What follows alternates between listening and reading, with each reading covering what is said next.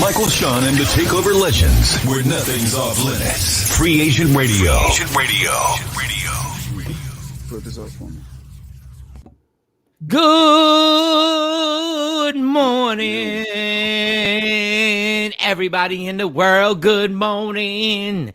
In the entire world, good morning. Ooh. South Korea, South Japan, everything South. Good morning. South Philly.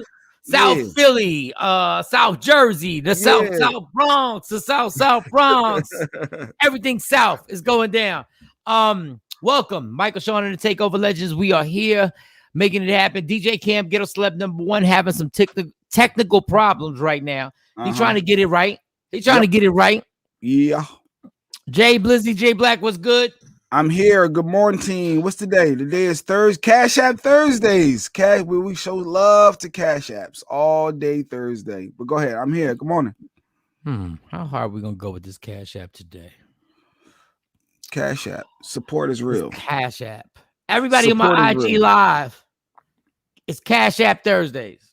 Yep. My Cash App is $MShawn 0902.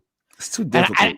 And I noticed, you get so irritated. It seems so difficult. It's too many numbers. Just change it. Make it more simple. No, I'm not. It's $MShawn and then 0902. Thank you, Shawnee, because nothing's difficult. Just because Uncle old ass Jay Black wants to get all crusty about it. It's too much. You could just keep it simple. You don't need all the numbers. That is simple. Hey, everybody. All right. Donations are accepted. If you can find them. Donate. They can find me right there on that TV. Everybody on my IG Live. $Mike Shawn 0902. Shawn SHAWN. Bam. Okay. What's up? Okay. I had this fun idea yesterday. I went to the gym. I'm not saying I'm in shape. I'm not saying in no way I'm in shape at all. And I went to the gym. And for some reason, Cardi B and Megan Thee Stallion always catch like the raft for people being like, they did the Grammy show and everything like that. Okay, there's one part in Megan's song. I don't even know what song it is, but I happen to have it when I was at the gym. And it's that one part that goes tap, tap, tap in, tap, tap, tap, tap, tap, tap in, tap, tap, tap, tap, tap. And I realized I was doing a jump rope, and I realized I was like, tap, tap, tap, tap, tap, tap in, tap, tap, tap, tap, tap, tap in. And I was like, what am I doing right now? Pause.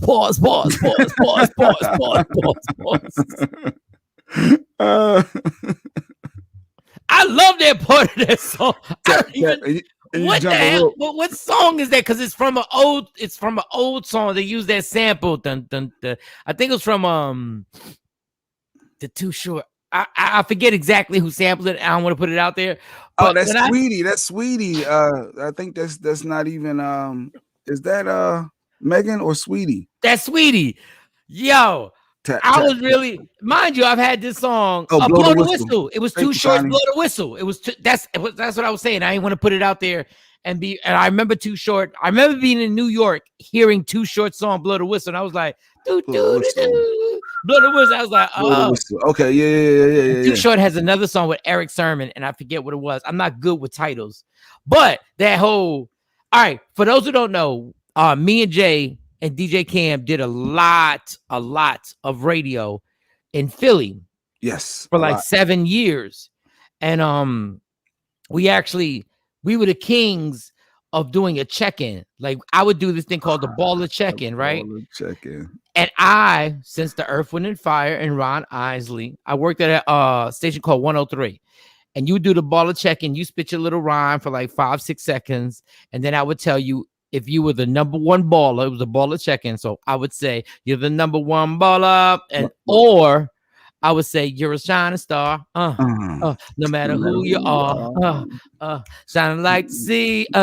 Listen to 103. Bam, huge, major. So my grown ass, too old to be doing like check-ins and stuff like that. Man, when I heard that, tap, tap, tap, tap, tap in, tap, tap, I was like, yo, but I can't ask no dude to tap in. in the light of fun, you could. Depends. It could be a cool way to do it. But dude, it's the funniest thing because I'm like, Shawnee runs Media Room 360 on all platforms: Roku, Apple, Facebook, Amazon Fire TV, Twitch, everything. You just put in Media Room 360, you'll see us right now. And I was like, you know how dope, how funny that would be if we. And I'm not asking you, Shawnee, to actually get the part of the song. I'm just saying this: if I say, "Yo, Shawnee Scott, what you about to do?" and the music comes on, tap tap tap tap tap tap in, tap tap tap tap tap tap in, tap tap tap. I was like, I was having a ball with that last night. I was having an absolute ball last night. A new check-in is coming. I feel it. A new check-in is coming. If we get that clip, we will put that. We will manipulate that to be in anything we talk about. It don't matter. LeBron scored 34 points tonight. Tap tap tap tap tap tap in. Tap tap tap tap tap tap in.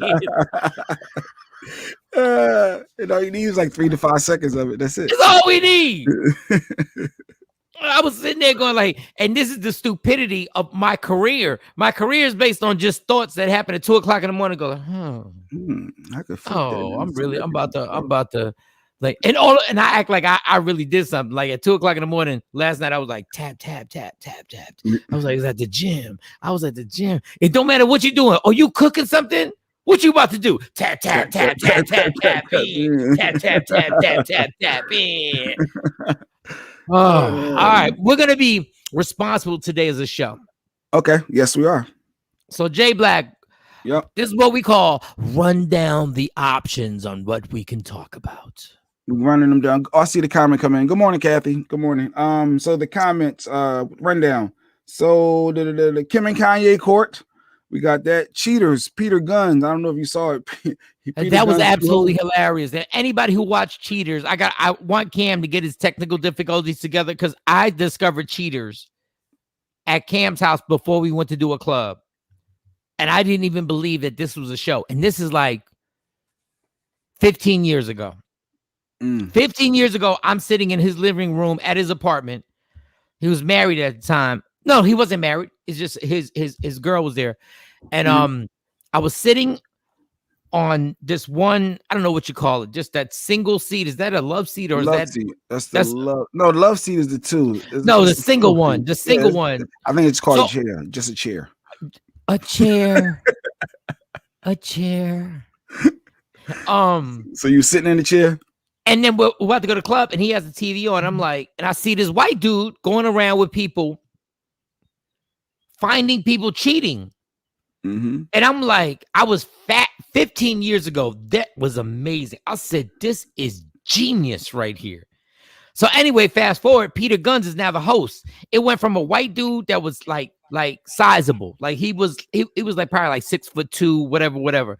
Then it went to another white dude who supposedly knew martial arts, but he looked like he was my size. Joey Greco. Yeah, Joey Greco. Then it went to somebody else, and now it's hood ass Peter Guns, right? So Peter Guns and Cheaters has the little laptop thing where he shows the dude what his woman is doing. But Peter Guns doesn't do it in a sympathetic way. Peter Guns does it the way he does it the hood way. Like, yo, you see she about to get bent over right now. Like she went over there. She put that negligee on. Look, they both went in the room, B. They both went in the room and only one person came out. You know why? He done stuck it in her. Like, what? So, and we got the clip. But the dude gets mad. He's like, man, maybe you don't shut the like, and he pushes Peter Guns, and Peter Guns gives him a right hand slap. Then all of a sudden, they scrapping. How is the host of Cheaters scrapping with the victim? He's the victim. It was a quick reaction Peter had too to swing back. Whoa. Okay. But then God bless. I like Peter Guns because Peter Guns got up, and it's not like he didn't lose vision on what he was doing. He got up and said, "Put that energy towards him, yo. It ain't with me." We had a little scrap. That's another thing these young mother don't understand. Sometimes you will get into a confrontation with somebody. It don't have to be beef for life. Like you ain't got to shoot up people's houses. Guess what? Y'all got into it. Mm-hmm. Y'all got into the whole thing, and y'all scrapped it out, and punches were thrown, and wrestling happened, and then you get up and be like, all right, we going to drink or not? Let's move on. Yeah.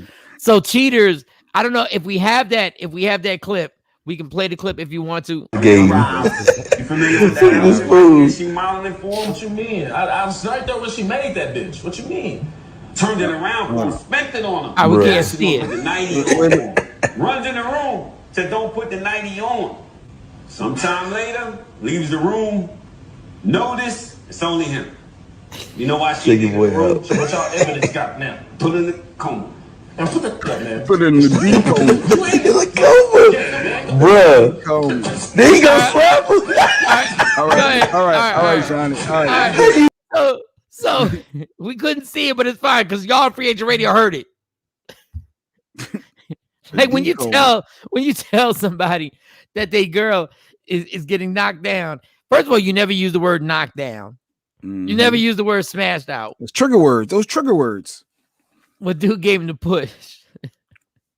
Come on with that bull. Yo, shout out to Peter Guns. Peter Guns knows exactly what the hell he's doing. He knows exactly what he's doing. What's a next thing on the list? Let's talk about that next thing. Temptation Island was a TV show in 60 Days In. We got also Pumping Gas is a cool to allow a dude to be in that passenger seat while his lady pumping gas. What time? Yeah. Wait. Stop right there. What time? Mm-hmm. It's 6:25 my time here in the DFW, Dallas Fort Worth. Yep. And it's 7:25. This generation. J Black over there on the East Coast. Mm-hmm. I'm very surprised, J Black. Go ahead. I'm very surprised that you have this story to tell. Because I would never in a million years ever thought you would break the man code and let your wife pump gas while you talking about me personally. I'm just gonna say this. Yeah. J Black. That's man code? J Black ain't a friend to me. He's a brother to me. DJ Cam ain't a friend to me. They're brothers. I'm shocked and appalled. I'm shocked and appalled. I have never. And if Stacey, you want to call, verify. Never allowed let my woman to get out the car while I was in the passenger seat to pump gas. Shawnee, you can get your text message fingers, Twitter fingers popping, Shawnee Scott, who runs Media Room 360 that you can see all our visuals on. You cannot allow it. Anybody on my Instagram live, any woman on here, any man, any independent woman that don't need a man for nothing, that always preaching that you pump your own gas, right? Do you have a man if he lets you get out the car and pump the gas? If she goes to pump 6 and gets 25 plus, or in some cases super, or in some cases regular, which I think is a scam. I think everybody can get regular and your car would be just fine, but we believe the white man. Is it okay to let your girl pump the gas?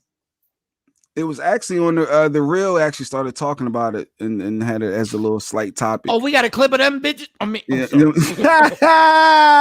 sorry. You edited it, so it didn't always come out. It didn't always. It didn't my bad. No. Because I didn't want to waste my curse early in the game. I get one curse. A show. I did not want to waste my curse on them. We got bigger and better things that happen right now. I'm not. If we got the clip, play the clip. If not, I just gotta. About chivalry. Recently went viral. Want to get your lady's opinion on it. A dude said, it really makes me mad when I see a female pumping gas and there's a man sitting in the car. Men, let's do better. All right. Now, yesterday, I have a segment called Is It Just Me? Mm-hmm.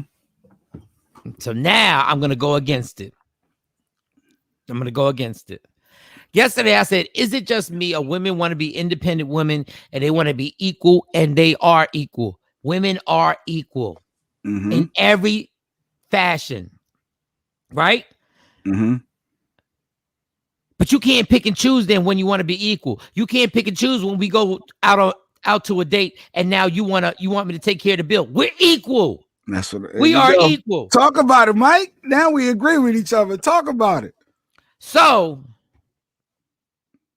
I almost flip sides. I would never let Stacey pump that gas. But guess what? If we're equal, why can't you pump the gas while I'm sitting in the passenger seat? This is what I mean by picking and choosing.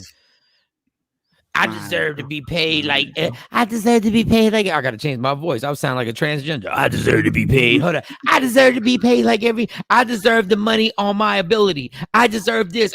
You are equal to a man. If you're equal to a man, why the hell can't you get out the car and pump the damn gas? Tell me that. Instagram Live. You should already have Free Agent Radio, the app downloaded, or Media Room 360. But I'm gonna let y'all talk. Let's see Shawnee Scott comment. When I go to the gas station, usually a guy there will pump and pay for it for her. Why, Shawnee? Why, if you independent? Why, if you equal, Shawnee? I don't ever do nothing in life as a man that I go like, before I do it, another woman gonna do it for me. I'm scared of this comment coming. What Kathy say? Why is he on the passenger side anyway? He should be driving. Oh, here she goes. Oh, wait a second. Why should a man be driving? This is what I'm talking about, your woman. Why should a man be driving? If I'm tired, if I'm intoxicated, yes. What? Wait a second. Y'all equal. If every woman's equal, why I gotta be driving? Yes. Why the hell do I have to be driving? Tell him. Woo. Keep it going. Yesterday Mike. on Is It Just Me, which will happen at 7:15 Dallas Fort Worth time, 8:15 on the East Coast. Listen, y'all can't have it both ways, women. Nope. Y'all can't be clowning somebody because he's not driving. A man should drive, where a woman should cook. Exactly. A man should pump the gas, where a woman should clean the house. Where's the balance? Yes. Don't gas me too much, Jay. Look, I'm Flavor Flav right there. I'm Flav for you. No, but that was my whole point of yesterday. Since we have blurred, okay, why is he on the path? Oh, so we read that. But my thing is like, we started this yesterday on that's what irritates me. Okay, if y'all don't like, women don't like when a man says a man gonna be a man. You can't even say that in this culture right now. A man gonna be a man, right? Y'all be like, oh, no. But then when a woman's like, I don't pump gas, I don't shovel snow, I don't pay for the bill. That's y'all saying a woman gonna be a woman. Y'all gotta play your part as a man. Yes. Talk it. But my thing is, and Shawnee Scott said, yes, a woman should cook and clean. I'm saying, and Shawnee Scott is, and a man should drive and everything. Look, I'm not mad at that. I'm just saying, and Shawnee has Shawnee Scott, who runs Media Room 360, that you should download the app and you should watch us right now on Roku. You should watch us right now on Amazon. You should watch us Amazon Fire TV, YouTube, and Facebook Live, and the whole thing. She gets it. Everybody in this room technically gets it. I'm not like, when I'm home, Stacey's not taking the trash out. Stacey's not taking. I'm grabbing the trash and I'm taking it out. But in the society that we live in, it's supposed to be we both. And she does when I'm not home. So I want to make sure that's clear. Cam, can you hear us? Yeah. All right, DJ Cam's in the building. Clap it up for DJ Cam. Yeah. Yes. It was a long morning.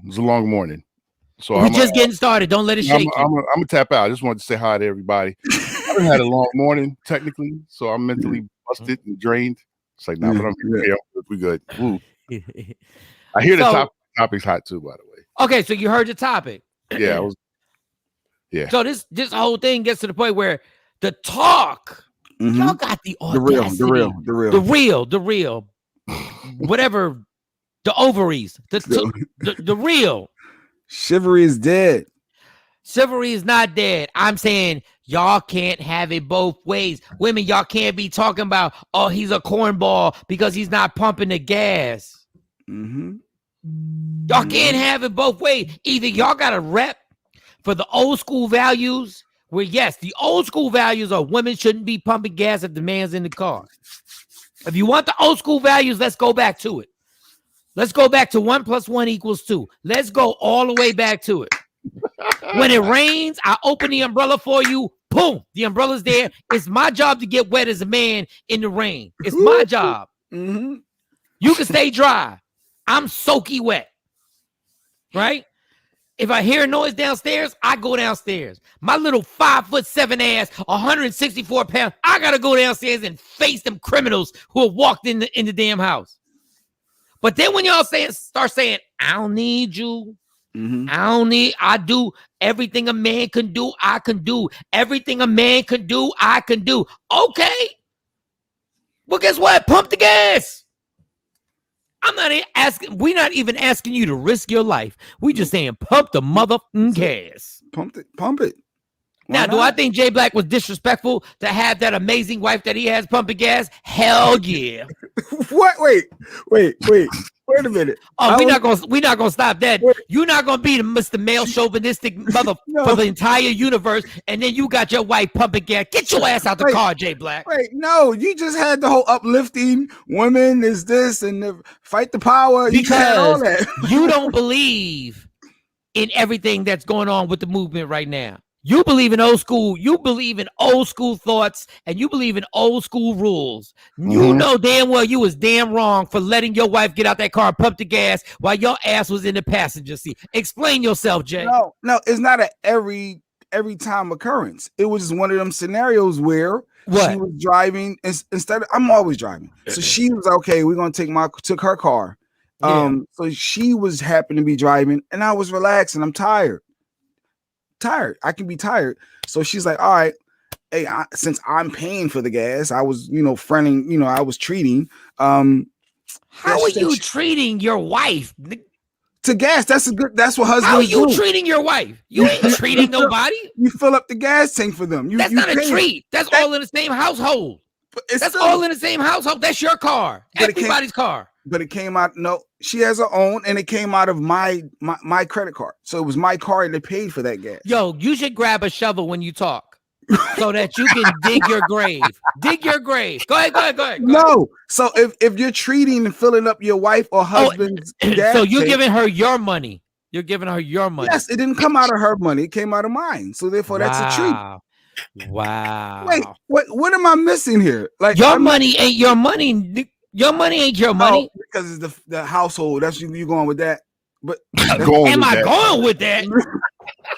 Yo, Jay. Wait a second. Am I going with that? No, that's what it is. Can she have her own money in a separate that you don't know about? You mean separate? I don't know about. What do you mean that? What? Of course, I got to. She know about mine. I know about hers. What do you mean? So she treats you. Then if she ever buys something for you, you call it a treat. Like if she put gas in your car, you be like, it's a treat. Well, she's never put gas in my car, but she will come home on cheesesteak day and surprise me with a cheesesteak that came out of her money. Yeah, that's a treat. That's a treat. I like that. Oh, wow. Cheesesteaks, $5 a day. Thanks. I appreciate it. Anyway, go back to that's a whole nother life that's going on. The man is the giver and the woman is the no, you got it. Let me tell you something, girl. You gotta be kidding me. The man is the giver and the woman, not the way y'all talk. We love you for listening. Don't get me started. Not the way y'all talk. Oh, let a man say that same statement. I'm the giver and the woman is the receiver. Y'all do backflips. Your girl came home and said that. If y'all went out to have drinks, he said the man is the giver and I'm the receiver. Y'all would throw bottles at the bartender. Y'all would throw bottles at the bartender. Go ahead, Jay Black. Give me that excuse why you didn't pump the gas because you were tired. Oh my God, a man's never been tired. I was tired, and my wife was like, "All right, well, hey, I got it. Let me." Here's the card. Use the big card, little card, whatever. She used the card. She pumped the gas, and as I saw somebody walking by, I felt less than because they were looking at me in the passenger seat, and my wife pumping, and I did feel a little weird, but I was tired, and that's too tired to get out and put the nozzle in the tank. And it was on her side of the car too, so it was easier because the gas, you know how it's on the left of it was on the driver's side, so that made it easier. But I paid for the gas. That's a good thing. That hole's like 5 feet. Jay Black, what you exactly when you were tired? Exactly what did you do? Did you build a house? Were you like building infrastructure for the country? Were you building bridges? Can we get back to independent women standing up on their own? I already did that. Need a man, and like that's where the lane you is. You need to send a text message to that amazing wife that you have. She's very amazing. Amazing. And I say amazing because when the brothers be like, that's trustworthy right there. That's a 5-star right there. That means that is, in our opinion, and maybe we blow up our opinion too much. In our opinion, that is amazing. You need to send a text message and be like, whatever your nickname is for her, and be like, I will never make you pump gas again.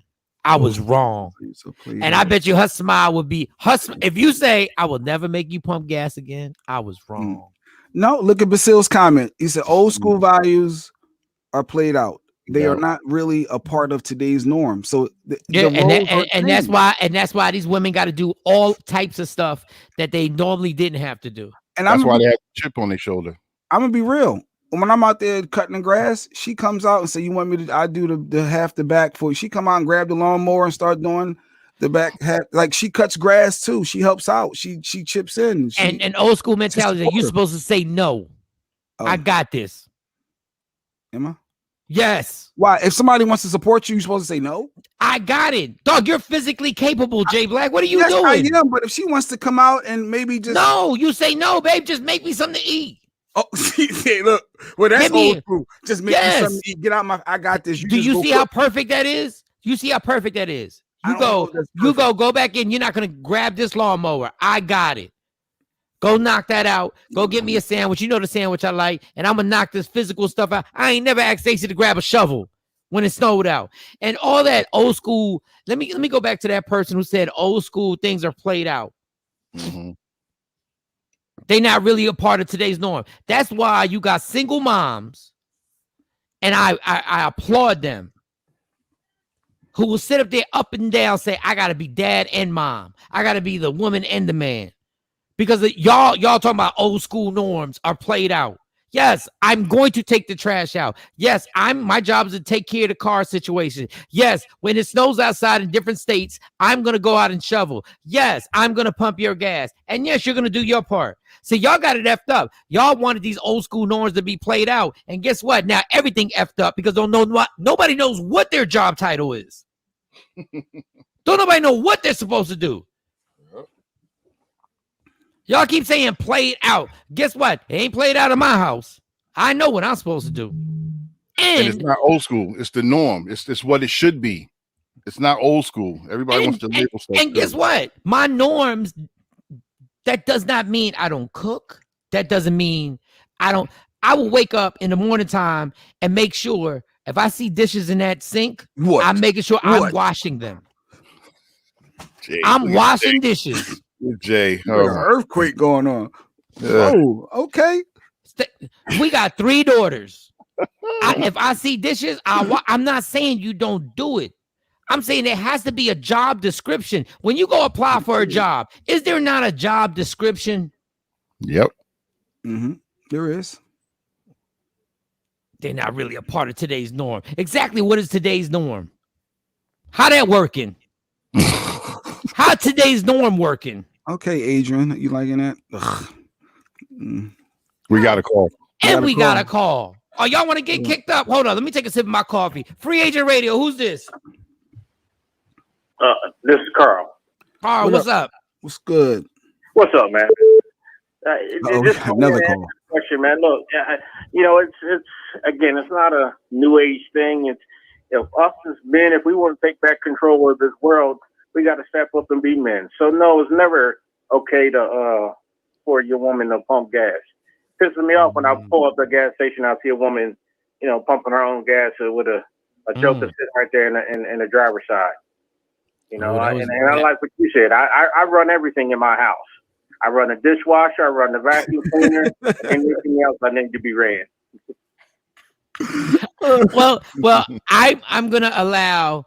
You know, I think Jay Black just had a lapse in judgment. No, but go ahead. When he allowed his wife to pump the gas, Jay Black. No, Jay Black, explain to the caller. What was your name again, sir? What was your name again? Carl. Jay Black, explain to the caller why it wasn't a lapse in judgment that you allowed your amazing wife. She's amazing. To pump gas. And Carl, we gotta go. We gotta go. We gotta pick up another line. Carl, thank you so much. And wait, before we go, Carl, what are you listening on? Radio. All right, good looking.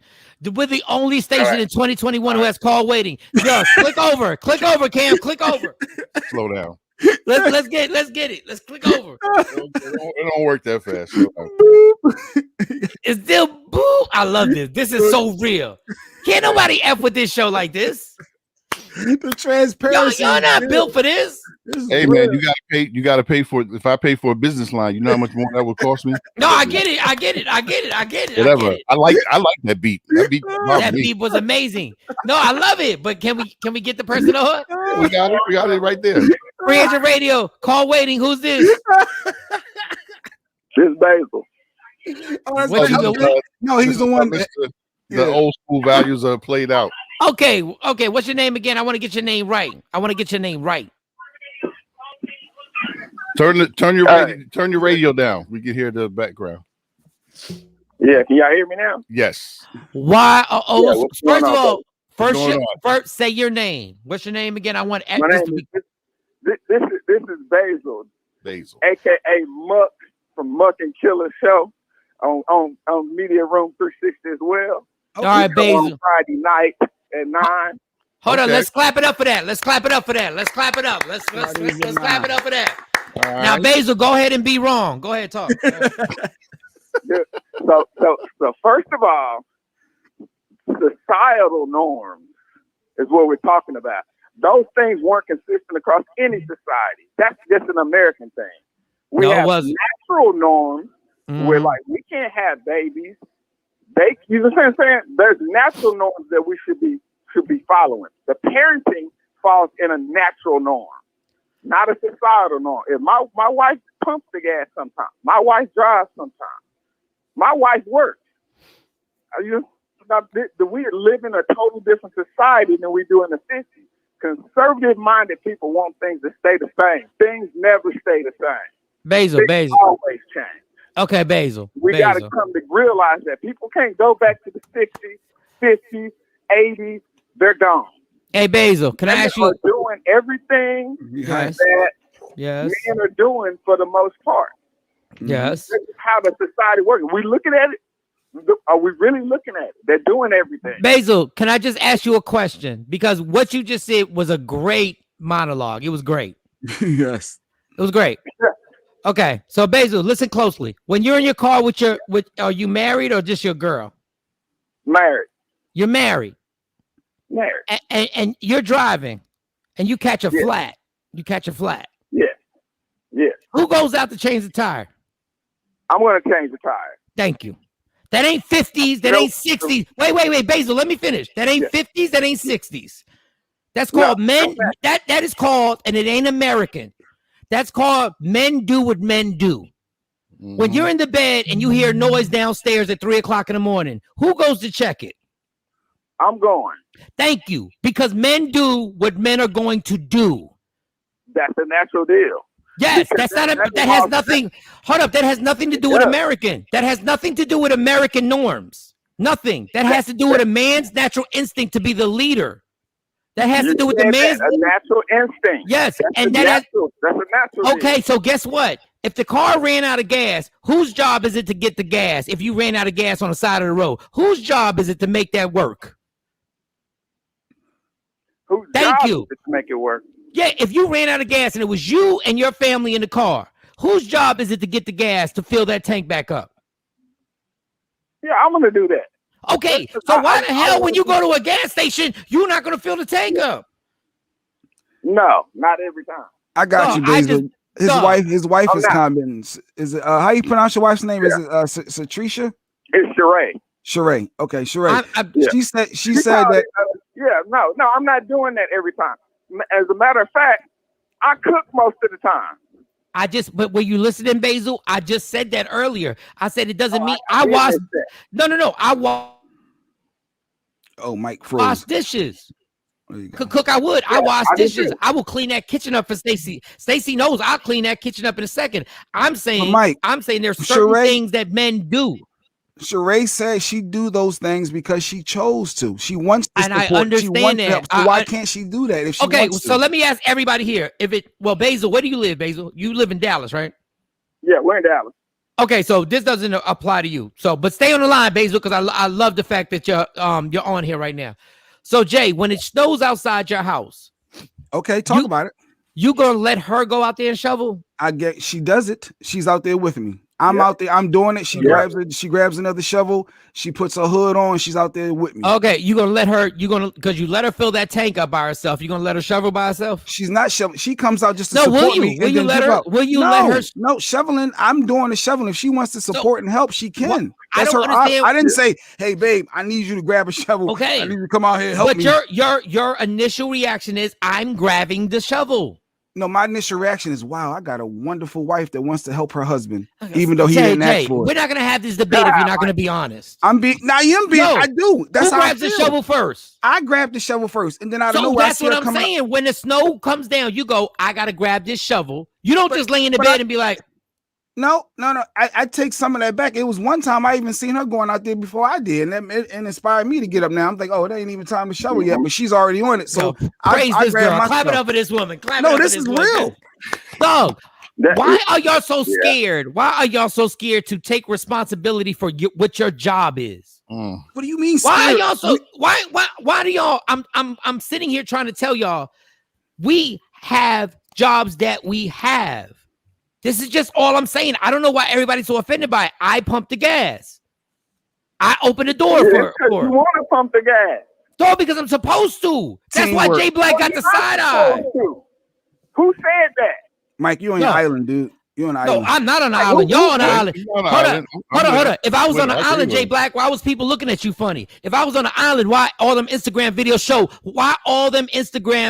show dudes sitting in the car and women pumping gas and everybody's like, yo, what is you doing?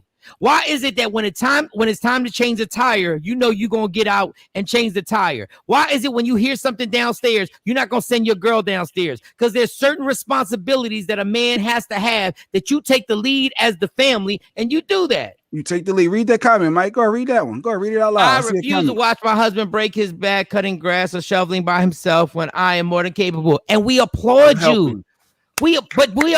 How many times did we just say your wife was amazing, Jay? No, she is. Yes, okay, I'm saying you guys have a great relationship. I'm saying men need to, if your woman wants to come out and be like, yo, I'm going to help. That is beautiful. Stacy has shoveled the snow when I'm not there.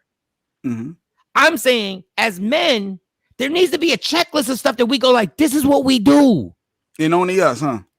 Yes, mother, only us. We live in a man's world where women get shafted on everything else. You picking and choosing where you want to do this whole gay man aspect versus that man's world stuff is out too. It's not a man's world. No, it's not a man's world. It's not. Wow, no, it's not. Wow. Oh, really? You really want to get into this debate with me? How is a man's world? You really been bamboozled. Wow. Because it's like this. Everything we do as men is really for one thing. They control that. No, if you think everything you do, if everything you do is for some vagina, you're crazy. Oh yeah, it is. You're crazy. Well, you ain't lived my life because vagina wasn't hard to get, so I ain't do everything in my life for vagina. I did everything in my life because I care for the person. Dude, you did everything. You got a family? Yes, I do. Oh, exactly. You had to set yourself up for that because there's competition out here. So whatever you were doing, your comedy, everything you was doing was setting you up to be appearing as a great provider. And why would you want to be a great provider? Because that's what they like. Why you want a nice car?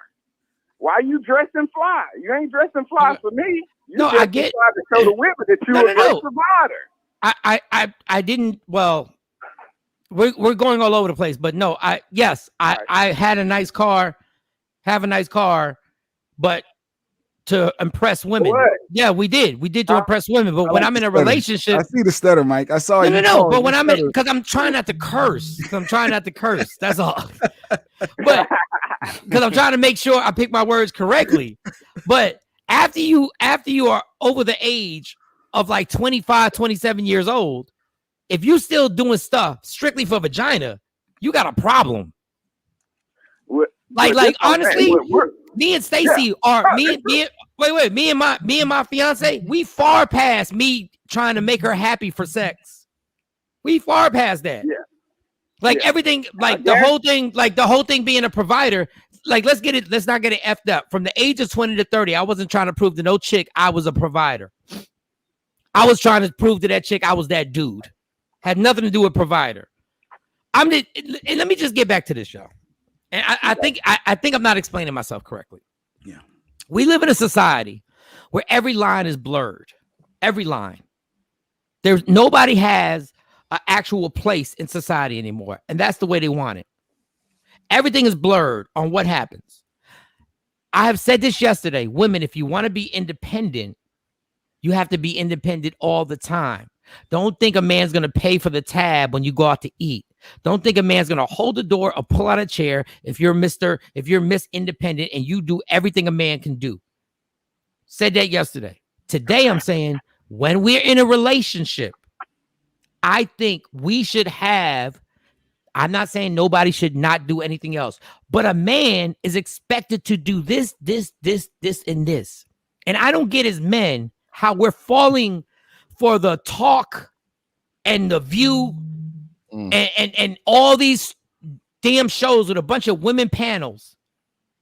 When as men, we should be like, dog, I take care of this. The joke was Jay Black had his wife. I didn't have her. Don't say no. Okay. Jay Black's wife pumped gas. That was the joke. That was the thing. But ask Jay Black what he takes care of and what he won't have any. He takes care of this. So I want to clear this up and I want to actually take away from the joke and the reality.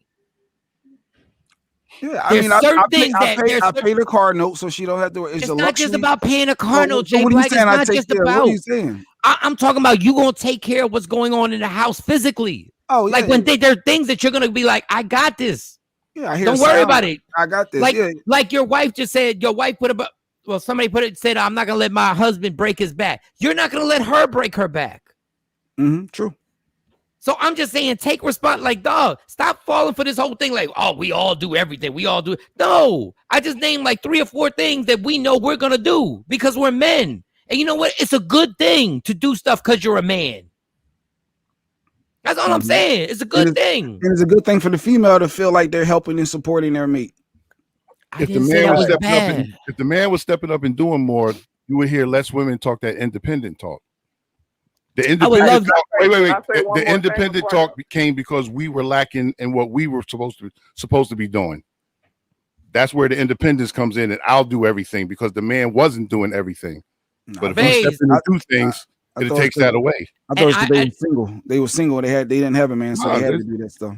Yeah, but because there were no men stepping up in their lives. They were, and he's got a point. This is why women were so upset that men weren't doing their job. But Baze, finish your comment. Go ahead, finish your comment, and thank you for calling, big dog, and promote your show again. Hey, man, I'm enjoying the show, man. I'm glad to have you brothers on the platform, man. This is great, man. Great, but so what you're saying is that there are certain things that men do because of our physical structure. All those things you're really talking about are physical things. I do those things because I'm more equipped to do them. But pumping gas, all those other things, man, that stuff that don't mean nothing. My wife knows we're in a relationship. We've been married 16 years. She got I don't open the door because these are things. Those not natural deals. Those just societal deals. And when you in a real relationship with somebody that knows you down 100, you don't even. Those not even arguments. Those not even issues. Is all I'm saying. No. And I agree with you. And I get we kind of agree and disagree at the same time. So I get what you're saying. Like, I honestly get what you're saying. I just know, and this is, and the messed up thing is, you're part of a good relationship. So I already know you take care of your responsibilities. Like, I already know that off the door. You know what I'm saying? And I know Jay Black takes care of his responsibilities. So it's kind of crazy because I'm talking to two individuals who already do this. It just happened to be one circumstance was the gas. So we started that basically as a funny thing. But then we get into because it was funny. Just funny. It was just funny. Because people were looking at Jay Black sideways. And he was like, what's going on? I could have had one leg for all they knew. They don't know. I'm sitting down. Yeah, I could have been a special need there. But then it spins into what dudes aren't doing. And it has nothing to do with you two gentlemen. Then it turns into the responsibilities that these dudes aren't taking care of. And so then it spins into that. Then it spins into Mike saying women shouldn't be doing it anyway. Okay, yeah, true. Yeah. I ain't got no problem with that. I'm not, and once again, trying to make it a woman's world, though. You're trying to make it all. No. I'm trying to make it a man's world. The reason why we've lost control is because we have fallen back. Yep. We have not taken the lead, and not y'all two. We've had control, dog. Let me tell you something. My dad would come home at 6 o'clock in the morning and be mad that his dinner was cold. Yeah. Don't tell me men ain't had control. Because if I get women on here right now, don't tell me men still have control. But I'm just saying, y'all two are in good relationships, and that's when you realize a man doesn't have control. But in the society in general, there's a lot of men that have control. Those people that seek power and want power, because this is what we're talking about. There are just as many cunning and powerful women that use techniques that aren't physical that are running things. Yeah, I agree with you. But as a society, we still call a chick a hoe because she smashed out too many guys. And we will still tell a young man. No. I was saying that the other day on the show. Man, hoes are on top right now. They are the number one. Megan Thee Stallion. Yeah. These women are coming out saying stuff and acting any kind of way and are number one on the chart and number one in our heart. And that's stuff that they could never say back in the day. And just because you're number one on the charts doesn't mean there's not a societal image about you. Cardi B and Megan Thee Stallion. Hold up, Cardi B and Megan Thee Stallion. Well, Cardi B and Megan Thee Stallion caught hell for their performance on the Grammys, grinding on each other. That's a Grammy. Okay, when WAP came, that's the conservative thing. That's what's trying to keep us in the 60s or whatever age. But that's a liberal show. They caught hell from a liberal. Like, okay, so wet ass P word. They ain't catching for that. Man, there's number one. Yes, guy. Everything. Lil Nas X is number one, and he got bent over by Satan. Stop bringing up number one. Number one don't mean nothing. Number one just means everybody bought it. That's what means it's the popular opinion. Okay. All right. We're not gonna get into this, but if your wife was Cardi B and Megan Thee Stallion, and your family right now, don't worry about the Grammys and number one charts. If your family right now saw your wife doing what Megan Thee Stallion and Cardi B did, they'd be looking at you like, "What the hell are you doing?" But if you were a man up there having chicks all around you, they would just be like, "Yo, he's doing his thing." Man. We would say that. Yeah, that's who I'm worried about. I don't care about these Hollywood motherfuckers. I don't care about that. No, women are saying that, man. Like, women are okay with that. You're generalizing women, and I know a whole part of. We all generalize. It's all a general conversation. No, you're right. We're both generalizing. We're both. When is your show? Give the time of your show. So we're Friday night at 9. Friday nights at 9. Muck and Killer. Talking Black, man. We talk about issues of the black people. Black people talking to black people about black issues. Nice. And we're trying to get the thing right. We're trying to figure out where we can go to, where we can be equal, where we can neutralize. I appreciate that, and we need that. And before Jay Black asks you, are you following Jay Black on Instagram? Because he's gonna ask you. Yeah, I need that follow. He's gonna ask you, dog. I apologize. Yeah. No, he ain't following me. Can you please follow Jay Black? Because anybody we have on the show has to follow. I am Jay Black underscore. I am Jay Black underscore. Appreciate that. Thanks. All right, big dog. Yo, I really appreciate you for calling. Like real talk. Like thank you. And I love the conversation. Hey, man, we're glad to have y'all on our show, man. Man, thank you for welcoming us. Thank you for showing us so much love. We appreciate that. Yeah, no doubt, man. We appreciate y'all, man, for real. Man, this all started from Jay Black's lazy ass not getting at the car. I don't want Jay Black to tell no more stories. It wasn't being lazy, but okay. I mean, no, you said you were tired. You said you were. You're not gonna get me. You're not gonna get me. Shut up. Shut up. Shut up. Just shut up. I love my wife. She holds me down. What? Well, look at the Facebook likes. I saw a Facebook. Don't let nobody. Emoji. Yeah. We're not letting you bring up no casual stories in your life no more. I'm exhausted already. I need a Black and Mild break just because of you. Jesus, man. Why do I fall for this? He does it every morning, dog. He got Cam riled up. You know how hard it is to get Cam riled up? Dog, the guys need to step up. They ain't holding. Cam. Real simple. There's like 12 trillion women by themselves raising kids, struggling in the struggle. Hey, men be doing their thing. Shut your ass. Why am I even doing this? I don't want to talk. I don't want to talk anymore. My God. A short break. We'll take a short break. Hold up. I need a breath because I'm not going to enjoy this Black and Mild. Just let me calm down. Let me calm down because I'm not going to enjoy this Black and Mild. I need to enjoy this Black and Mild. I really do. Oh, man. Hey, y'all see that Cash App on the screen? Make me feel better. Don't make me feel better. Jay Black, you don't even pump gas. Listen. Hey, everybody Cash App me some money because I pump gas. I don't ever make my woman go out there and pump gas. I don't ever. He got me again. I was just trying to get some money. And he got me again. Your wife is a saint, dog. Because you are the manipulator. Oh, your wife is a saint, God. Manipulator. You are the instigator manipulator of all time, dog. I am in a good space, and I'm mad right now. Manipulator. I've done everything. Jesus. God. No, let me tell you how the time she's take trash out all the time too. No, I don't want to tell you. I don't want to hear no more. Okay. I don't want to hear no more. I don't want to hear. Oh, who did the trash? Oh, she did the trash. Oh, she's on it. I don't. And then he be trying to co-sign like, yo, she's on. Yo, you doing your thing, boo. If you don't grab one of these trash bags and shut your ass up, trying to compliment somebody or taking some damn trash out. Piece of work. I don't know. When God created Jay Black, he went to a specific closet, an equipment.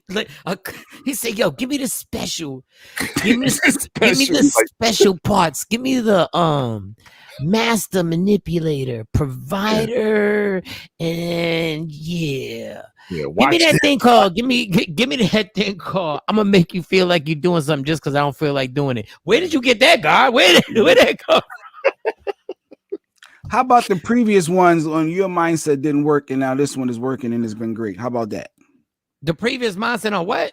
A previous relationship with your mindset. With my mindset? Yeah, it didn't work. They didn't work for me.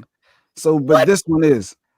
Okay, you're such an effing liar. You're such an effing. You have never used my mindset. You ain't never even. First of all, my dysfunction that I have in my head, I will tell you straight up. You are not built to use this dysfunction in a. I have no mindset. I was learning from your ass. Hold up, God. What else you need? I got a Cash App. Let's stop the timeout. Hold on, God. You need deception. Deception. No. Give me the deception oils. No. Thanks you for did the not. support. Hold on, Jay. You did not use my mindset. First of all, you just made that up. Who won it? Might run in the streets and no. Wait, that was your healing. That was your healing. I ain't never gave you. Hey, Jay Black, I ain't never gave you advice on a successful relationship. Never in my life have I given anybody advice on a successful relationship. And that is not my thing. Let me tell you something who you don't come to. Let me tell you, if you want successful relationship advice, go to Stacy. Don't ever come to me on a successful relationship. I'm only in a relationship because that girl just handled me and was just like, listen, I'm here for you. You don't even know what's good for you. And she just, I ain't never give no advice on a good relationship. I ain't never like, yo, you want a good relationship? Listen to Mike. No. You ain't never. No, I can't. I tried. That's like me going to Jay Black. Yo, Jay Black, I need advice on how to avoid a fight. No, I'm never going to him. What? You always want to fight. No. I need to shout out my. Are you right? Hold up, Cash App $ I am Jay Black. Thank you, Adrian. Thank you for the support. Thank you. If you have been entertained, $ I am Jay Black. Thank you. I appreciate it and for understanding as well. Somebody actually gave you money. Yeah, they're supporting. Thank you, and I appreciate. I truly, I appreciate it. Jay Black's our Trump. No, there's no recurring fees. What about Trump with the? Oh, we should talk about that with the recurring fees. Let's take a break. Wait a second. What time is it? Just me? Yeah, we're gonna take a break. We're gonna come back with "Is It Just Me?" Your segment, your feature, and then after that, we can get into we could talk a little bit about the Trump if you want. See, I was on time. when we were gonna break the first time, do the Black Mile break, and then what time did Sidney Castillo? Have you guys sent the link to him? Yes, our comedian link was sent, so that's another 20 minutes away. Yep. All right. Black and Mild smoke break. Michael Shawn and the TakeOver Legends. Everybody on my Instagram live. We got to shut it down for a second. Media Room 360. The visuals. Every streaming platform. All right, y'all. A few minutes. Michael Shawn and the TakeOver Legends. We will be back. What up, people? It's Michael Shawn letting you know you got to check me out April 15th at the Arlington Improv for my Laugh Out Loud comedy show. But wait, you want to win tickets? We got your opportunity. All you got to do is download the Media Room 360 app.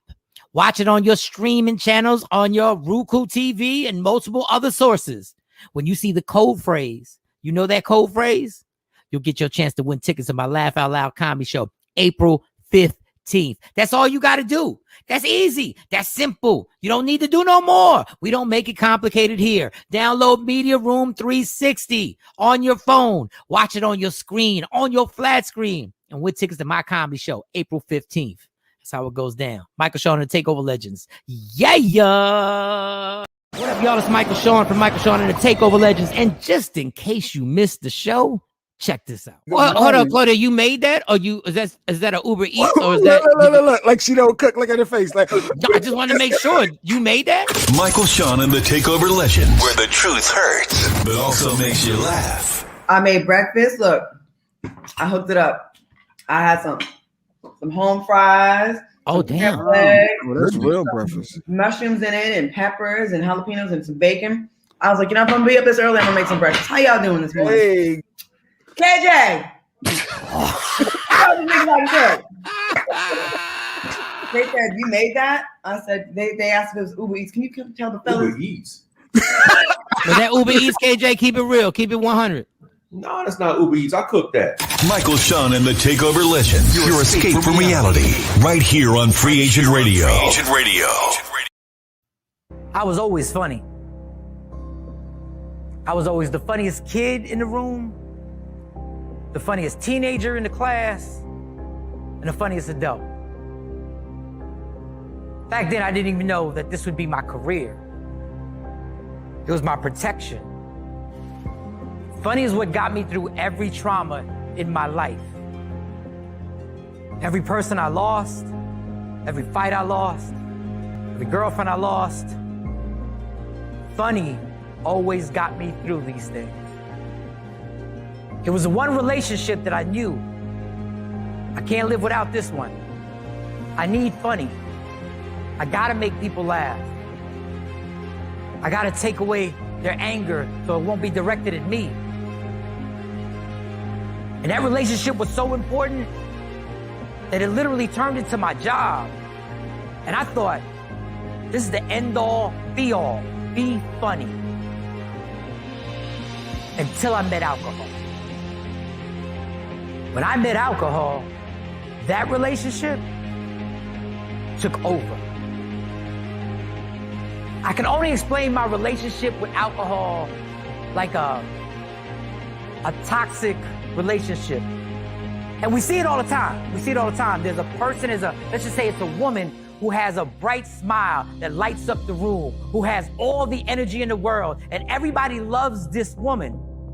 But she's in love with this toxic man that brings her nothing but pain, brings her violence, brings her this sadness that she can't compare to anything else in the world. But even though that man brings that to her, she can't find it in her mind. She can't even fathom living without this toxic person.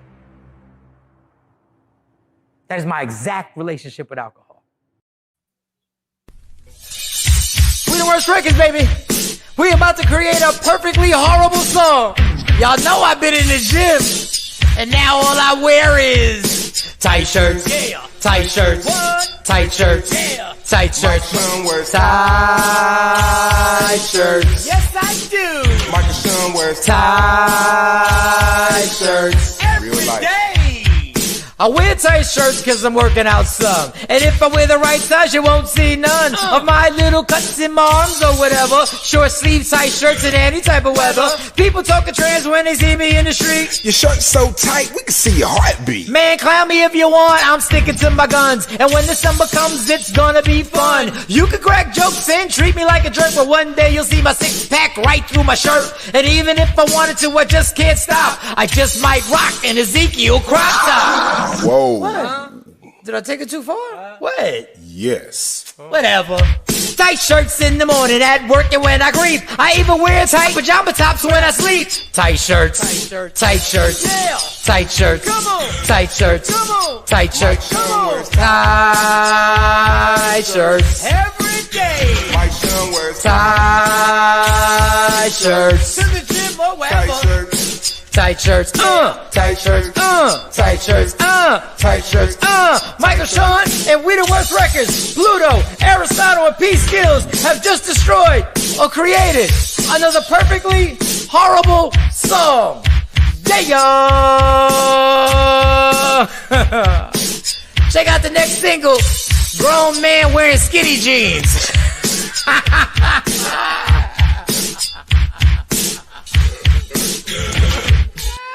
That's it, bro. Mix it up, bro. Michael Shawn and the TakeOver Legends, where nothing's off limits. Free Agent Radio. Free Agent Radio. What up? Michael Shawn and the TakeOver Legends. Good morning. Happy Thursday. What's going on? I guess it's Throwback Thursday today on Instagram and all social medias. And you're listening to Jay Black, DJ Cam. Shout out to our girl, Shawnee Scott, running the Media Room 360. And now it's time for what I call, is it just me? Me. We ain't got an intro, so I gotta improvise. Is it just me? Me. Is it just me? Mm-hmm. Or I'm tired of people saying they doing stuff for the culture. Or they're doing stuff to move the culture forward. A lot of this stuff ain't for the culture, y'all. A lot of this stuff ain't for the culture. Most of this stuff is for the bag. This is the phrase that DJ Cam hates. Chasing the bag. All this stuff that's being out there presented for the culture ain't for the culture. I hate to keep repeating myself over and over and beating a dead horse. I'm sorry, but I'll say 75% of hip hop ain't to move the culture forward, is to keep the culture exactly where it's at or move the culture backwards. So we keep over and over and over and over and over again repeating the same nonsense on songs again. Now, for those rappers who are not doing that, is it just me? Y'all don't get the credit y'all deserve. The J. Cole's, the Kendrick Lamar's, the Rhapsodies, the Royce 5'9", and a host of others, the Black Thoughts of the world, and a host of others who show their lyricisms or have different subjects to try to uplift the culture. That is moving the culture forward. Talking about banging out B words, selling drugs and shooting people is not moving the culture. You're not doing it for the culture. You're doing it because you're trying to chase the bag. And you're scared to death to say anything outside the box because you're scared people will call you corny or they say you're whack. or soft. You want to really move the culture forward? Be brave. Be brave and say something that needs to be said, even though you know it's not going to be popular. That's moving the culture forward. When we have different angles and different subject matter that can actually be put out there so people can hear and be like, oh, that's a different thing. Maybe I shouldn't be popping these mollies. Maybe I shouldn't be getting drunk till I can't walk. Maybe I shouldn't be knocking off 7 different chicks and having 6 kids by them. Maybe I shouldn't. Listen, that's all I'm saying. Stop using positive phrases to empower your negative message. Stop doing it. And the reason why I know this is because I've done it before. I've done it before and I've learned from it. And is it just me, or I know anybody under 30 years old is snubbing their nose to me right now saying, shut your old ass up. It's all good. Because at a certain point, you will realize what's really important in this world. And running around telling people to do something that's going to affect them negatively or could wind up them being killed is not moving the culture forward. It's keeping the culture exactly where these white companies want it to be. Let them keep killing each other. Let them keep selling drugs to each other. Let them keep having these beefs with each other. And trust, the most influential rappers, you know what these white companies are looking and they go like, but maybe it's just me. Any opinion you have on it, you can hit me on my Instagram at Mike Shawn Comedy.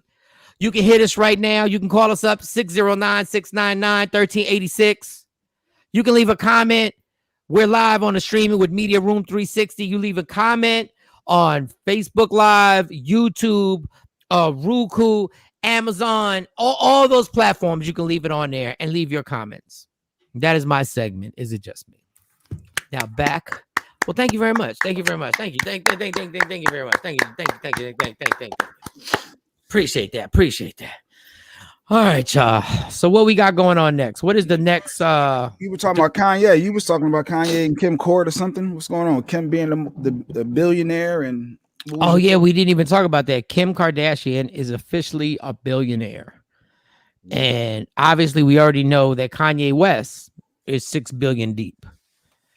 And I just say this: when they go to this divorce court, I need the judge to get that thing called the gavel, and I need the bang, like pop, pop, pop, pop, pop, pop, pop, and just say, before any of y'all lawyers say anything, before any of you two high power $50 million lawyers say any word, we are not bringing anything up about money.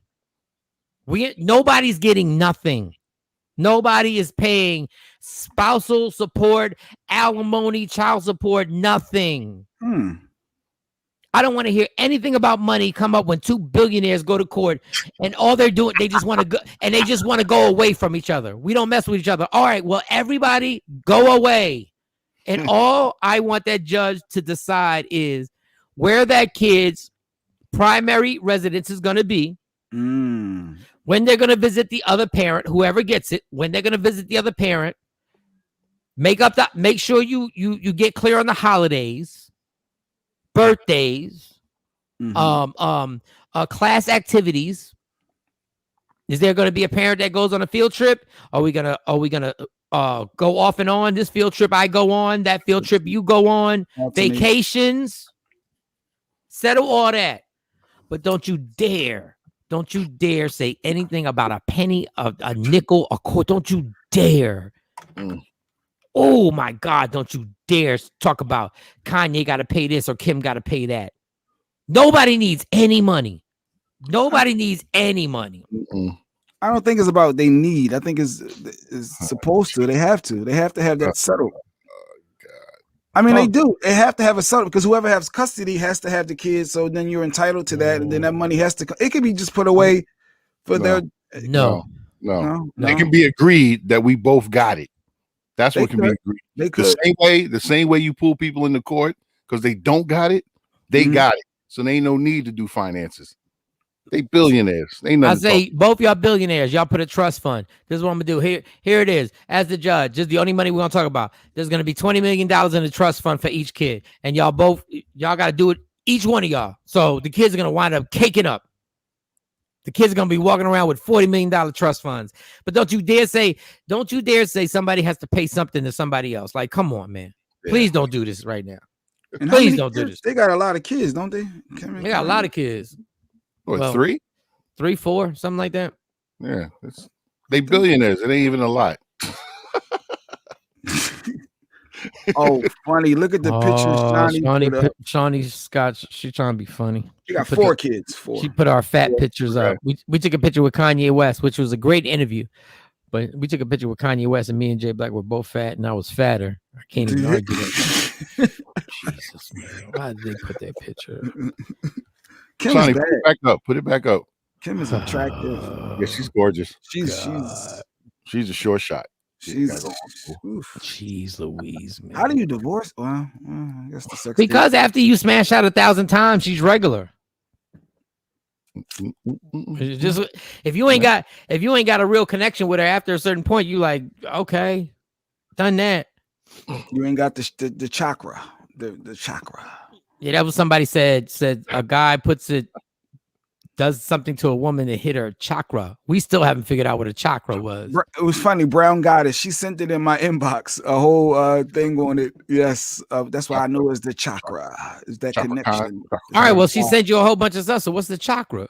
What is it? I just summarized it. It's the vibe. Is the connection. It's the energies when you guys have sex, and is the chakra. It's like it's deep. It's real deep. Yeah, I've disappointed many. They didn't get your chakra. The chakra. I don't have a chakra. I'm probably pronouncing it wrong, but I don't know what a chakra is.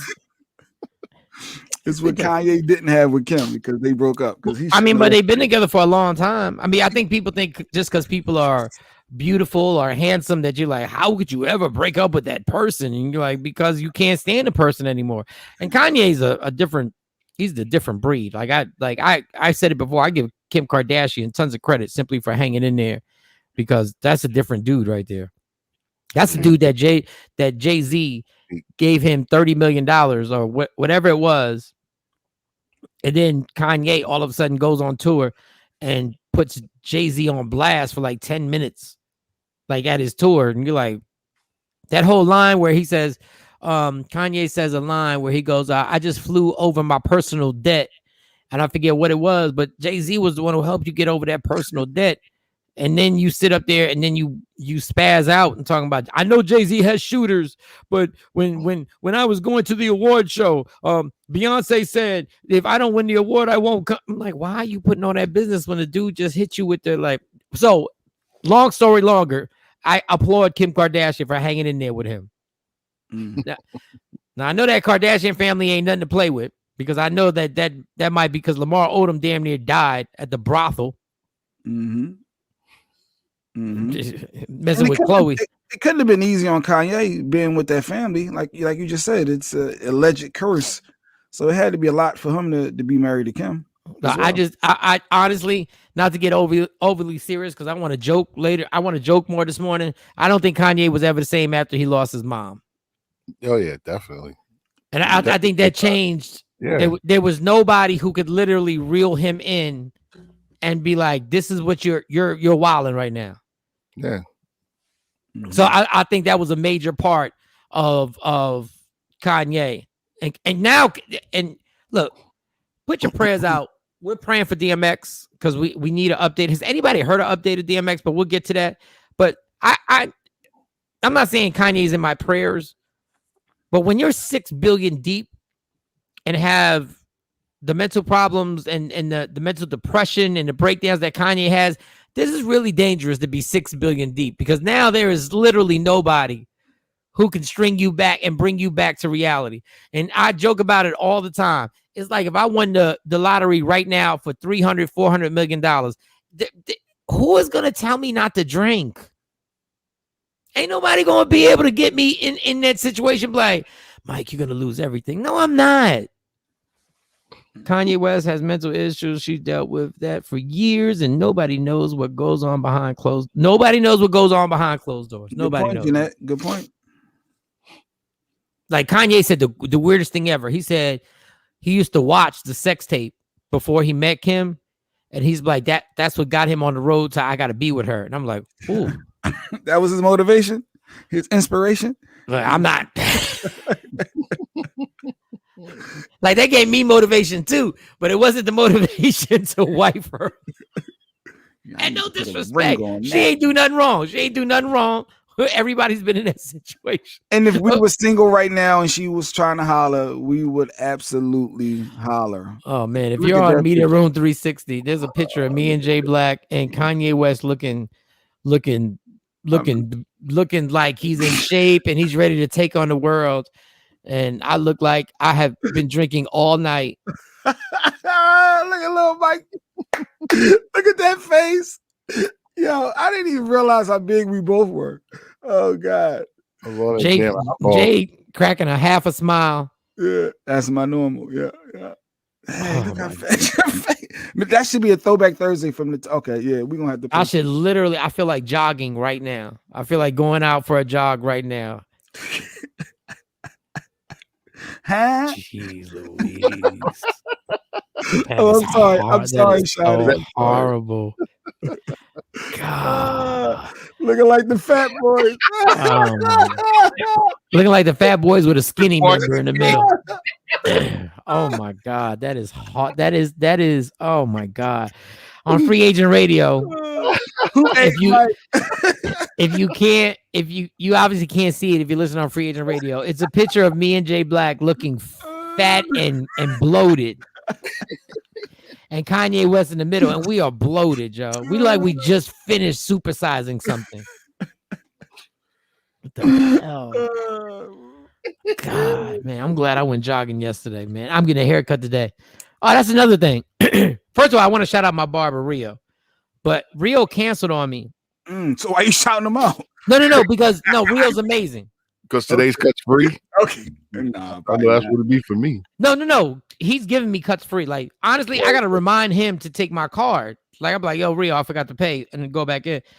And I'm honestly worried about him now because he hasn't returned my text messages, and that's not like him. So it's not. So I'm hoping everything is okay. Get you a mean hat, Holmes. Get you a mean hat weekend. I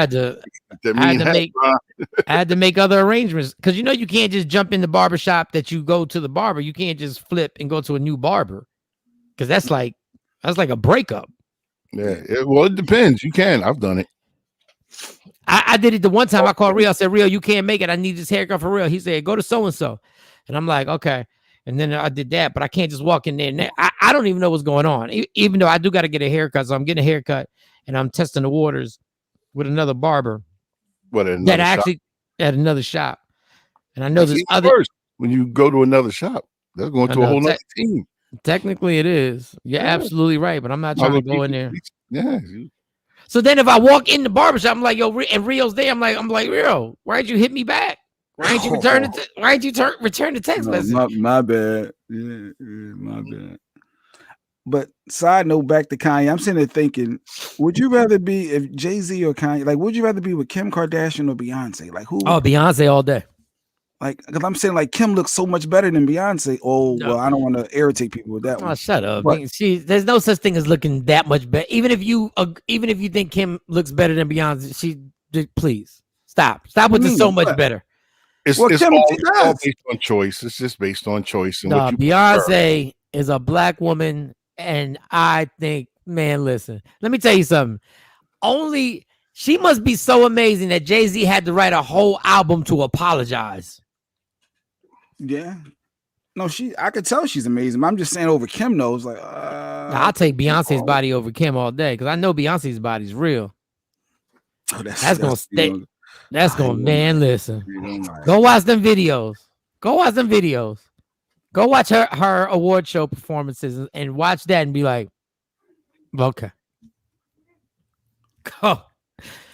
I want a women's comment. Women, send a comment. Who you think is more physically attractive, Kim Kardashian or Beyonce? I'm curious. Or call 609-699-1386. That's interesting to me. I don't know why that's interesting. 609-699-1386. I'm telling you right now, Beyonce the type. I give Jay-Z credit because Jay-Z is an enormous businessman, savvy, determined.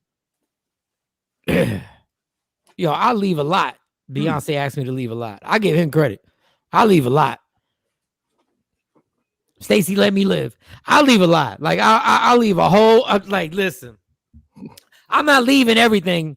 Even though I know Kim Kardashian, I'm not leaving everything because I'm like, you flaky girl. I don't know what goes on in your family. I can deal. I know how to deal with Solange. I know how to. I relate to Solange as a sister. Like I like Solange as Beyonce's sister. Oh, you I respect what happened in that elevator. Okay. Like, I really do respect what happened in that elevator that Solange went in like that. I really do. I wouldn't have wanted to been Jay at that moment, but I really do respect it. Like, you being a disrespectful, and yeah, when we get in the elevator, I'm about tired of your disrespectful ass talking to old girl in front of my sister, Beyonce, who's the queen of all queens, and you gonna see, yeah, I made jokes about Solange, but I actually respect her actions in that elevator. Like, I became a fan because she was like, I don't give up about a J or a Z. Looks like that's one for Beyonce. I think Adrian. I don't know how you think Kim Kardashian looks better than Beyonce. I don't even get that. Beyonce, like, hands down. Okay, action. Kim be looking funny in picture. Her body be looking funny in pictures sometimes. Like, you could tell that ass work that she got done. Like, it be looking a little. Look what Maddie said. They all got some work. No, I like the fact that we'll see Beyonce actually get thicker. I like the fact that there'll be pictures where Beyonce's thicker. I'm like, yep. Nah, they were equally pretty before Kim altered her body. If you go look at a picture, Google a picture of Kim Kardashian in the Ray J era, and look at her face. And then look at her now. And then look, natural black beauty, Kim's plastic surgery, cute white girl want to be black. Hey, I ain't say it, she said it. But now we going with race, Kathy. That's where we going. All about the race. I ain't say it, she said it, but I ain't saying she wrong. I ain't saying she wrong. Oh boy. Yeah, work now. We knew that. Because let's remember when the models had to be 8 pounds.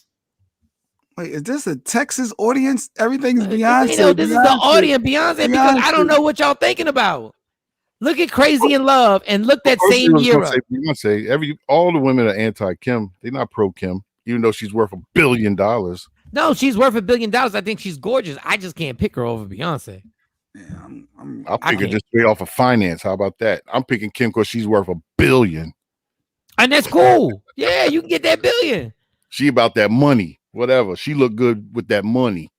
I mean, but Beyonce is only 700 million deep. I don't think the finance is really like, you don't even notice. You said only 700 million. Like, you're not even gonna notice the difference. I noticed the difference. No, you not. You ain't even educated enough to look at that picture with Kim Kardashian and Ray J back in the day. Is that the same person y'all see right now? She cute. Ain't nothing wrong with her. No, but is that the same person? I don't know. She's cute. I date her. I see what you're saying. Like, you can see she's super. I could have hollered at her right there. you could have got that one. I could have got that right there. Because she wasn't worth $1 billion. No, I get it. I could have got that right there. I could be like, yo, you a Sagittarius? She's like, no, I'm a Libra. Oh, you a Libra? I heard Libras ain't camera shy.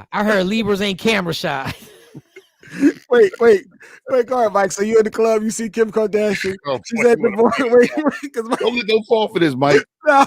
Don't fall for this, Mike. Whoa. Look at Mike. And let's be clear. That sex tape was only good because she became famous. Because the sex tape in reality, Kim Kardashian was not doing work. Let's be clear. Let's be clear on that. I'm not dissing it. I'm not saying I would, but listen. I'd be like, yo, what up? Go ahead. Kim at the bar. She's you listen to the radio? You already know. Don't do it. Go ahead. I'm hearing this. See, like I just got in town. You that guy, Michael Shawn. Yeah. You want a shot? You want doubles? You want some double shots? Real talk. You mixed? You mixed.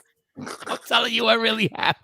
Oh, you mixed? You got that good hair? Like, what are you saying? Like, what you got something going on because you're not just all white or all black. Like you got, I don't know, you got some Argentinian in you or something. Like, what's going on? You crazy? Ha ha. Or she would have got mad. She'd be like, why does everybody have to ask if first of all, she wouldn't have said that. She's like, why does everybody have to ask if I'm mixed? Exactly. I'm saying it's a beautiful mix. I'm just saying, we got this after party popping. That's what I don't think that would have got Kim though, Mike. I don't know. Please, Kanye got Kim. Stop. Ray J got her off for a night of partying and getting effed up, drunk and high. First of all, there is no rap. All you need is liquor, drugs, and that's it. And we was partying that night. I'm talking about she ain't even that rich. She just regular. You ain't even, like, truth be told, you ain't really got to go hard. It's like, what you doing? You got to do the old school, grab her hand. Yo, we about to go. You want to ride out with us? I'm glad you said the old school because you just said not to grab hands no more. So I'm glad you said old school. Yeah, that old school. Just grabbing the girl hand. Come on, at the club or at the lounge. I don't think, but like, even though J Black claims that Beyonce tried to holler at him. She did. She flirted with me back in the day when I first met her. Go ahead, tell the story, Mike. You tell it, then I'll jump in. She did. She flirted. J Black said. She did. Phones coming. Okay. J Black said that he was at the radio station, right? And this young Beyonce comes in. Yep, the young Beyonce. Yep. And they introduced J Black's working at the radio station, right? And then J Black, you go up to her and you say hi. Go ahead. What happened? Well, actually, I didn't say hi to her. I was saying hi, met the other young ladies. Remember, it was the original. Kelly. So Kelly, Latavia, they were all there. And I think I said hi to the other girls. And then out of nowhere, Beyonce walked up to me in the studio and said, "What your name is?" She was flirting with me. She did the little, you know how the girls do that, you know, the little smack. What your name is? You don't think she was just asking you what your name is? No, oh, here you go try to downplay it. No, that was a flirt. I'm trying to tell you, it was a way she's the twang and the voice and what your name is. What did you say? What did you say? I was like, Jay, just like that. And then what did she say? I don't remember what happened. No, you know what she said? She said, "Oh." Give a biggie of a oh. Yo, he is held on to this. What your name is for literally like 20 years. I like the way Jay does the whole thing, reenacts it. That joint's funny. Because that's how she did it. I got a young picture. Wait, Shawnee, do we got a picture of the back of the now day? he got pictures. Jesus Christ. Oh my God. Boy. I can't do this. Shawnee, I need my photo. I need my proof. I need my proof that it was the young Beyonce. Okay, wait. What is it? We got to evoke. What was the body language? Yes, her body language is funny. But they want to know what was the body language?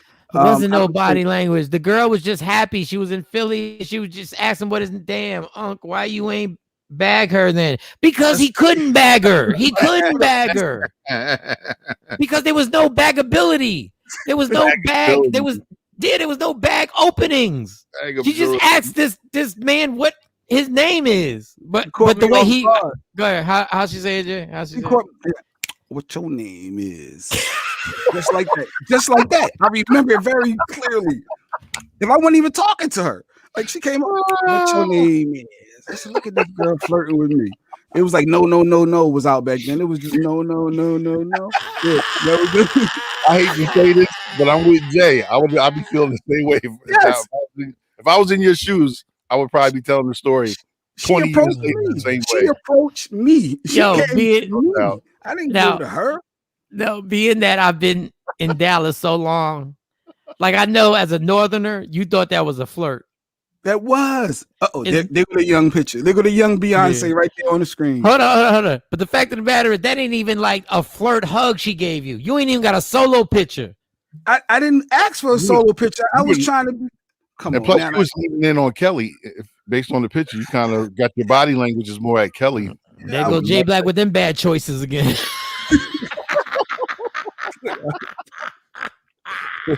His body language said, "Yeah, I'm claiming this one." Why the hell are you leaning towards Kelly, my dude? For those who don't know, on Free Agent Radio, there's a picture of Jay Black with Destiny's Child, right? And he's in between Beyonce, Kelly. Who's the girl on the left who needed her baby hairs done? Wait, Latavia? Latavia? No, Latavia is the one next to Beyonce, isn't it? No, Latavia is next to Kelly. Latoya is next to Beyonce. I ain't mad. Latoya was cute back in the day with the baseball cap. But anyway, he's between Kelly and Beyonce, but he's leaning his head towards Michelle. He's between Michelle and Beyonce. No, Kelly. He's between Kelly and Beyonce. He's leaning his head towards Kelly. Why the hell? If she said, what'd she say to you? What your name is? If that was a flirt, why the hell didn't you lean towards the beautiful Beyonce? I was good. Hold on. Before you say anything, look at that picture of Beyonce at that age. And you gonna tell me Kim Kardashian looked better than that beautiful woman that was sitting right there at 18 or 19? Y'all are wilding. Beyonce wasn't no 18 in that picture. She was like 25. I don't care what she was. Was right like there. We just saw a picture of Kim Kardashian bent over with Ray J behind her. Look at what Beyonce looks right there, dog. That's the person you bring home to your mom, and your mom is stunned, going like, "How did you pull this off?" I asked her sign. She said she was. She said she was a Sagittarius, Mom. And I said I was a Pisces. Oh, there's another pic with me and Beyonce. Look at that, Beyonce. Look at that. And you definitely ain't no flirtations right there, boy. No, she ain't asked you what your name is there, boy. No, that was business. I said, hey, can you say this for me? I need you to say this for me. That was the voice, Jay. I said, hey, I need you. I said, I don't know if you remember me from a couple years ago, but yeah, that's what I was trying to say. She still ain't know your name is. She asked you what your name is, and she still ain't know. He had to reintroduce myself like Jay-Z. Free Agent Radio listeners, there's a picture of him. He has a microphone and he's getting drops from Beyonce. And now the group was actually formed because it's Michelle and Kelly at that moment. Yeah. But somebody said, "Don't let Ho see this." What up, PC? You gotta be kidding me. Can you just go back to that first picture, Shawn? She is gorgeous, yo. Just let me tell you about bad choices in life. When you decide who you gonna lean on in a picture, let me tell you, ultimate bad. Jay, what the hell was you thinking, dog? You knew she was the lead singer. You knew she was the one. And flirted. Yeah. Look, oh my God. I almost want to screenshot this. I mean, Beyonce. Jesus. Yeah. That's a classic. She had to smell good. Yeah. Not based on the energy of the picture. No, because Jay Black was all the way. He leaning to the left. That was the one smelling good. She had to smell good that day. So Jay Black was leaning. You see my hand? You see my hand all wrapped around her? No, your hand is wrapped around Kelly. Your hand is over the back. It's over the back. Look at Beyonce's right hip. That's where my hand is. Let me tell you something. On the shirt. It ain't on the part where it's on the upper. I see where it's at. Yeah, I mean, you got it around the hip, but you ain't touching the skin. But let me tell you, Jay Black. Yo, if you knew what you was doing, you would have got skin. I know I'd have got skin. Jay Black.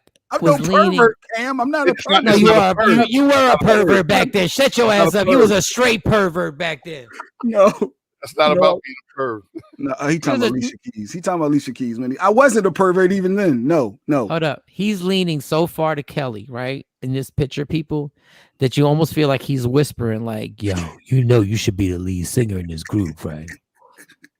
Beyonce ain't got nothing on you." That's how Martin. You the one. Yeah, it's like he's leaning his head so far to Kelly that he's like, "Yo, you know, you need to go solo right after this single, yo." Matter of fact, he said, "What your name is?" He said, what? I got jokes. That was a good one, though. That was a good one, man. Yo, Jay Black leaned so far over to Kelly, right? He got content. He's like, "Yo, you don't need none of these hoes. It's all about Kelly. It's Kelly's world." Clown, have fun. He leaned to Kelly. It was like, Matthew trying to rob y'all. Y'all got to get Matthew out the mix. They trying to rob y'all. Oh, Cam, Shawnee said check the phones. He said check the phones. Shawnee Scott said check the phone. Oh, people call. Yeah. Yo, Beyonce was bad as hell. No disrespect to anybody. Yo, real talk. Y'all not going to ever say Kim Kardashian is better than Beyonce. And they didn't even know. That's just a round the way girl just popping into the studio. Yo, my God. Y'all stop playing. I ain't mad at LaToya either. I ain't mad at LaToya with that baseball cap. Nah, she a cutie pie too. I ain't gonna lie. Kelly knew better. Kelly should have got, but Kelly's a beautiful woman. Just in that picture, she was, she's still a beautiful woman. No disrespect. Do we have somebody on the phone lines? No, as much as y'all pushing the issue, no. Oh, no, we wasn't pushing the issue, sure. God damn, sure. What did he say over there? Check the phone. The phone ain't doing nothing.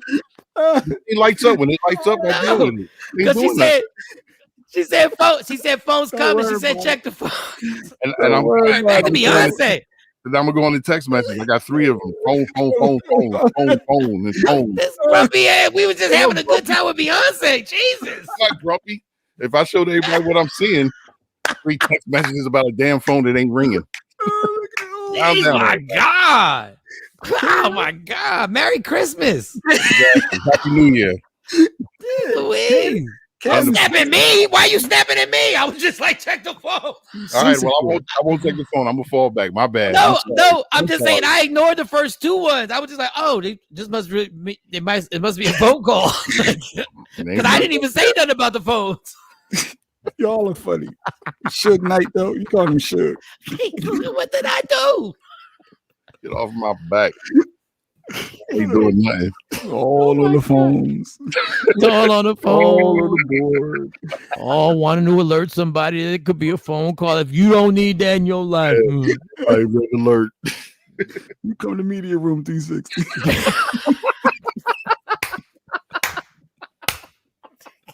Snapped. It took me 20 minutes to get on the air with y'all. Look, I'm still coming down off that high. Right. So take the phone, fool. Oh man, shifting gears. You wanted to talk about Temptation Island. I don't know why. What was your thoughts, Mike? I'm stunned by this picture, and I'm sorry for my free agent radio listeners. Oh, Beyonce. Like it's on my TV now, right? And I'm looking at my TV, and I'm like, yo. God, Jay made a bad decision in this picture. God, that's a nice polo shirt I had on, though. I remember that polo. Nobody looking at your damn polo. We don't even know. I'm trying to see if that polo symbol is not a little bit too big. And I'm trying to say, is that polo symbol a little too big? Is that a real polo? But it looks like a real polo. I don't wear no fake polo. That's fine. I just want to make sure. Jay Black had the undershirt. He was straight. He had his uniform on. He had the white undershirt under the blue polo. He was like, he had the whole thing wrapped up. He was like, yo, I got this. I'm knocking off one of these chicks. What your name is? I didn't understand. Oh, it's 7:51, 8:51 your time on the East Coast, 7:51 DFW. And what time do we schedule our guests? Because I want to make sure we stay on time today. Yeah, I didn't speak to him, so I think you did. So yeah, so whatever time I think it's supposed to have been coming up. Sidney Castillo is absolutely hysterical, y'all. This comedian dude, man, Jesus, and he's doing me a huge favor by doing my comedy show April 15th at the Arlington Improv. If you want to get your tickets, call 817-635-5555. 817-635-5555. Let me just send this text real quick right here. Let me send this text. I would tell him to call, but I don't want to get Cam mad.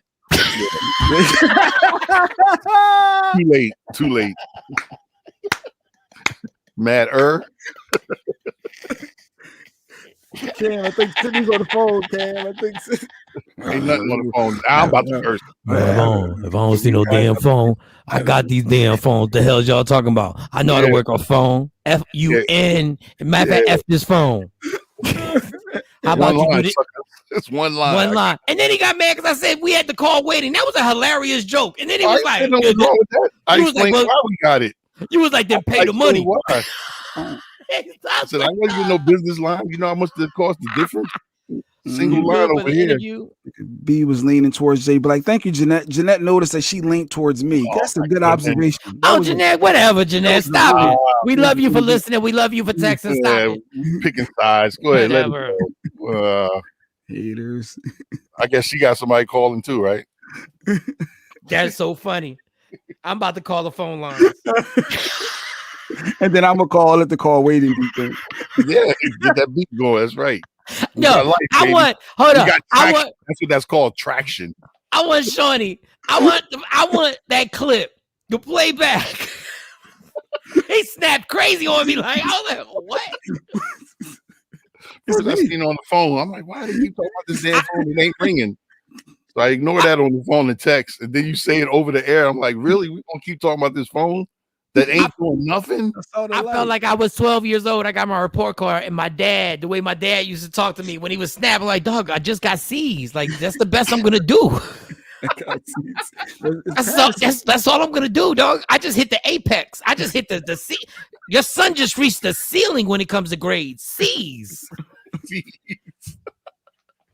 Speaking of my Cash App, is $IMJ Black. Thanks. What type of segue was that, Jay? Hey, the phone ringing. Everybody shut up. Yeah, please answer the phone. Please answer the phone, damn it. Please. I see the light. Please answer the phone. The fact that Jay Black had the worst segue in radio history. Speaking of my Cash App, you got to be kidding me. Free agent, is we really got somebody on the line? Yeah. Look, he's still pissed. Free agent radio. Who's this? Hey, it's Donnie. I just wanted to make sure the phone was ringing. Oh, you know what? Let me tell y'all something, bro. For those who don't know, that's Shawnee Scott, and she runs Media Room 360 along with Blink and our whole incredible team, Action Jackson, everybody. So she's not a caller. She runs our platform like on TV right now, on Roku, on YouTube, on Facebook Live, on Apple TV, on Amazon something Fire. Oh my God. Yeah. All right. Phone works. It's been working for 8 years. Oh my God. All right, y'all. Listen, this is silly, but we needed this. Honestly, we needed this because these shows been too serious. Yeah. These shows been too serious. So if you would like to add to the fun, please call 609-699-1386. Not right now. We're testing the lines. Not right now. Oh, I wish we had a noise. I wish we had a sound effect. I wish we had a sound effect that Shawnee could play right now. Just went bring, bring, and then play Mr. Telephone Man. There's something wrong with my life. Now my baby's number. I get a click every time. That song ain't make no sense when he said I get a click every time. That means she was hanging up on your dumb ass. But anyway, what? That song never made no sense. Mr. Telephone Man, there's something wrong with my line. When I dial my baby's number, I get a click every time because she hung up. That's why. Who wrote that stupid ass song? Yeah, he said it must be a bad connection. But you heard the click? I'm giving her love and affection. Giving her love and affection. Did they think it though? But they say what you say, Mike. Did they say she's hanging up? What? They do sing that part. They do. They do. You're right. They do acknowledge. New Edition does acknowledge that part of the song. Oh snap! They played the hell out of Ralph Tresvant on that. All right, let's take a black and mild break. This is fun. But y'all can always call, but take turns because we don't be calling at the same time. Yeah, we hear somebody else talking. Don't call at the same time because that just means we got traction when we hear that noise. I love it. Wait your turn to hear that noise. That means the phones are popping. Till we say goodbye, you hold tight. Oh my God, this made me laugh today. Oh my God, I'm gonna smoke this black and mild. I'm gonna take a break. Oh yeah, y'all, we didn't even talk about my Straight Out of Rehab, We the Worst song. Man, y'all gonna respect that We the Worst situation that's coming. That We the Worst Records, the worst record company in America. No expectations. Everything is horrible. Y'all gonna respect how funny that Straight Out of Rehab was. Man, listen. No expectations. No ceiling. Matter of fact, if you can, if you can't, she said, Jeanette, what's the topic? We ain't got no topic. We had a topic a while ago. We ain't got no topic. Well, we had a topic about men and women in J Black. I'm not getting into that because it was exhausting, Jeanette. Where the hell were you? Why are you on here so late? But we appreciate you being here. She's gonna be on Jay's side anyway. Oh yeah, she might have been on Jay's side. I don't know. Jay, I've been peeping it. Thank you, Jeanette. Jeanette, so just hang in there. We're gonna take a Black and Mild break, and then I'm gonna tell y'all when I did that We the Worst song straight out of rehab. I'm gonna give y'all a little story. Remind me, Jay. And then we got also actor, producer, writer for the hit CBS TV show The Neighborhood. Sidney Castile will be on the show. So we got a lot going on. And Sexy Mo as well. And we got Sexy Mo at 8. Wait a second. 15 after. 9. 15 after. Just say 15 after that hour. Yeah. 15. I'm not doing none of that lingo. I hate all that lingo. I 15 minutes hate after all that hour. lingo. 15 minutes after. We got Sexy I hate all that radio bull. Not that I wouldn't work on radio again. I will. And if anybody ever put me back on radio, I would destroy it, like in such a positive way, because I bring this whole team on there, and I ain't got to dim my light. All right, that's a whole nother thing. Mike, why you say a personal thing right now? It was dimming your light, Mike. Nobody wants this. Can we talk about that after this break too? I want to hear. If you remember as a producer, because you don't remember nothing. Let's write it down. You're supposed to guide the show. You don't remember anything. Like you just go with the flow. I talk on this show. Yeah, that's my problem. But you're supposed to produce. You're supposed to be a producer too. Let me ask you a question. What your name is? Oh yeah, Jeanette, you missed it.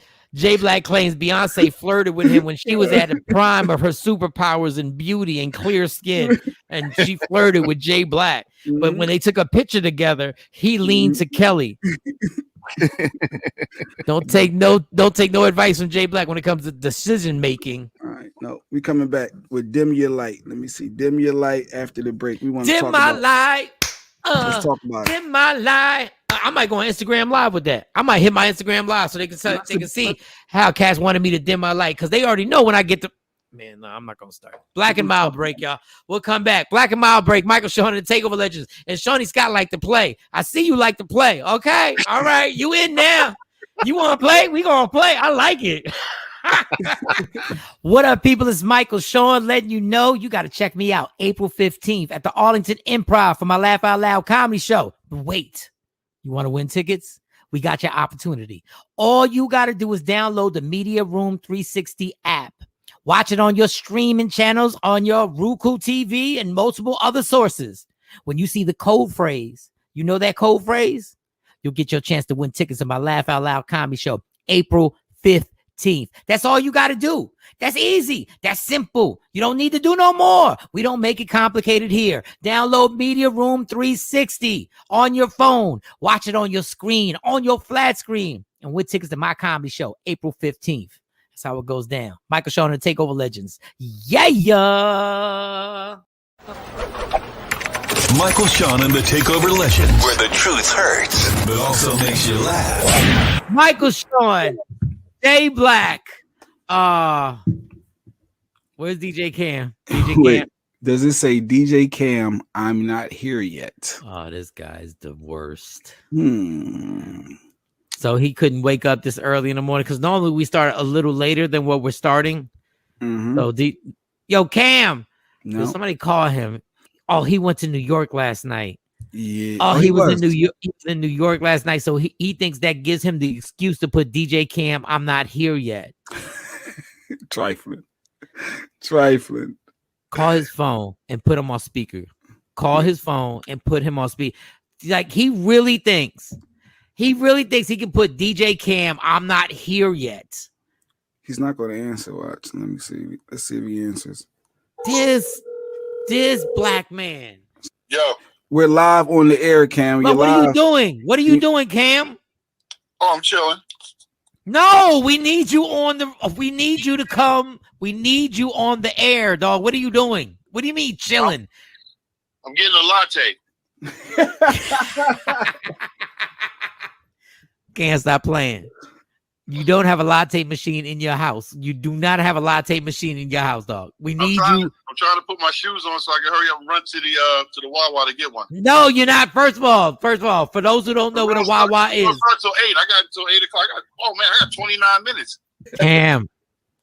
We're about to make. Oh my God! I can't believe we're doing this. This is like what is our second or third show where we can stream. This is the second day, and Cam is oh my God, play music, wake up and join us. We're already new edition. We're already new edition. We're already new. At 8. We go live at 8. No, we had to adjust because there were a lot of people waiting for us. There were a lot of people. Shawnee hit us up like, "Yo, people are waiting for us. Like, what are you doing? What are you doing, Ralph Tresvant?" Well, shout out to everybody who's been waiting. I appreciate that. Oh my God, this disrespect. All right, well, no, let him get his latte. Let him, be energized. Cam, get in the room as soon as possible, please. Can you stop being stubborn, Records? Can you stop? Yeah. We need you. I got you. Did you guys want anything? want a donut or something? Tasty cake or something? No. We just want Cam to get his latte and to come back and get on the screen so you can be part of it. Because I'm not going to make the announcement until you get back on here. We have a big guest. We have a big guest for tomorrow. Oh, okay. All right. So, if you change your mind, you want anything, just text it to me. I don't want anything, King. Well, wait a second. Well. Michael Shawn and the TakeOver Legends, where nothing's off limits. Free Agent Radio. We the worst records, baby. We about to ruin another instant classic. People were like, Mike Shawn, where you been for 60 days? Yo, Aristotle, let's tell her. Straight out of rehab, a crazy alcoholic named Michael. Trying to break this alcoholic cycle. 2 shots, 3 shots, just to start the day. My girl mad, cause I'm even drunk on Sundays. Every day, I'm headed to the liquor store. Take a shower, liquor coming out my pores. People saying, Mike Shawn, you better try and chill. Mind your business, and had me some Advil. Got a headache, I'm so hungover. Gotta work in the morning, hope I'm sober. DUI, now I'm getting pulled over. Oh Lord, now I'm getting pulled over. Please, sir, step out the car. Hand me your license and recite the alphabet backwards. Backwards? Oh! Straight out of rehab, crazy alcoholic up in AA. Say my name out loud, they reply, hey. 60 days in a drug-free clean state. Cold word, I was on a little vacay. Sharing feelings that I never thought I'd ever say. Grabbing tissue, eyes sweaty, I don't wanna stay. Calling home, yo, let me talk to my maid. No, for real, let me talk to my maid. Man up, 12 steps is the game plan. Tell the truth if you really wanna beat it, man. No chicks, no drink, pass on the tab. Michael Shawn, and I'm straight out of rehab. We the worst records, baby. We have just ruined another classic song. Michael Shawn, Aristotle, Pluto, Rest Up, Pills, Cosby, my man Flip, Mika Badass. Yeah, Michael Shawn, we the worst records. You know what I say? Yeah.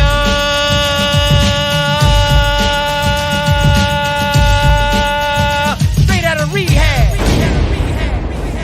Michael Shawn and the TakeOver Legends, where nothing's off limits. Free Agent Radio. Yeah. Good morning. You're listening to Michael Shawn and the TakeOver Legends. DJ Cam, Ghetto Celeb #1, my man Jay Blizzy, Jay Black. On here, Free Agent Radio. Download that app. I'm on Instagram Live right now. Let's get to business. Don't forget, it goes down April 15th to Arlington Improv. Sidney Castillo will be the guest that night alongside my man Derek Jack. Y'all should be downloading that Free Agent Radio app or Media Room 360 if you want to see the visuals. Say, bro, you going to Kodak 2005 said, you ever going to ever go back to K104? Not unless I'm a guest.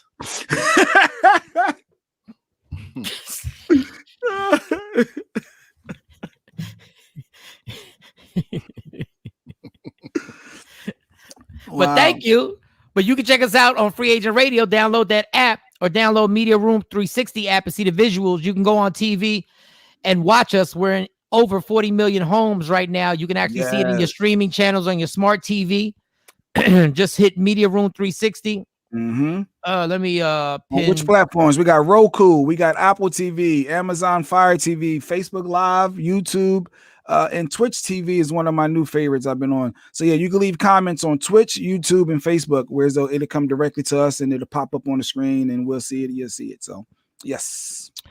Dog, Straight Outta Rehab was a song that I made when I came straight out of rehab. Straight Outta Rehab.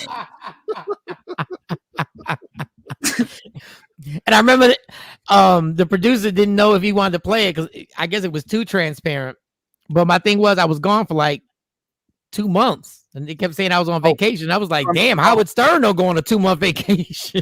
So you was 2 months off of the radio, you were gone, and then you popped back up. Yeah, and Dee, the host of the show, was like, Michael Shawn's on vacation.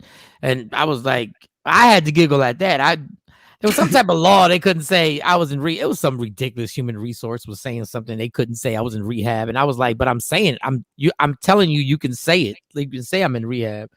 So so that was the basis. Like when I was in rehab, I was writing that after I got over, being in rehab. Like when I got comfortable, I was actually rehab. The first time going to rehab was actually a super good. They were both good experiences, but the first time in rehab when I went there, I actually had a good time. Really? I ain't gonna lie. Rehab was fun.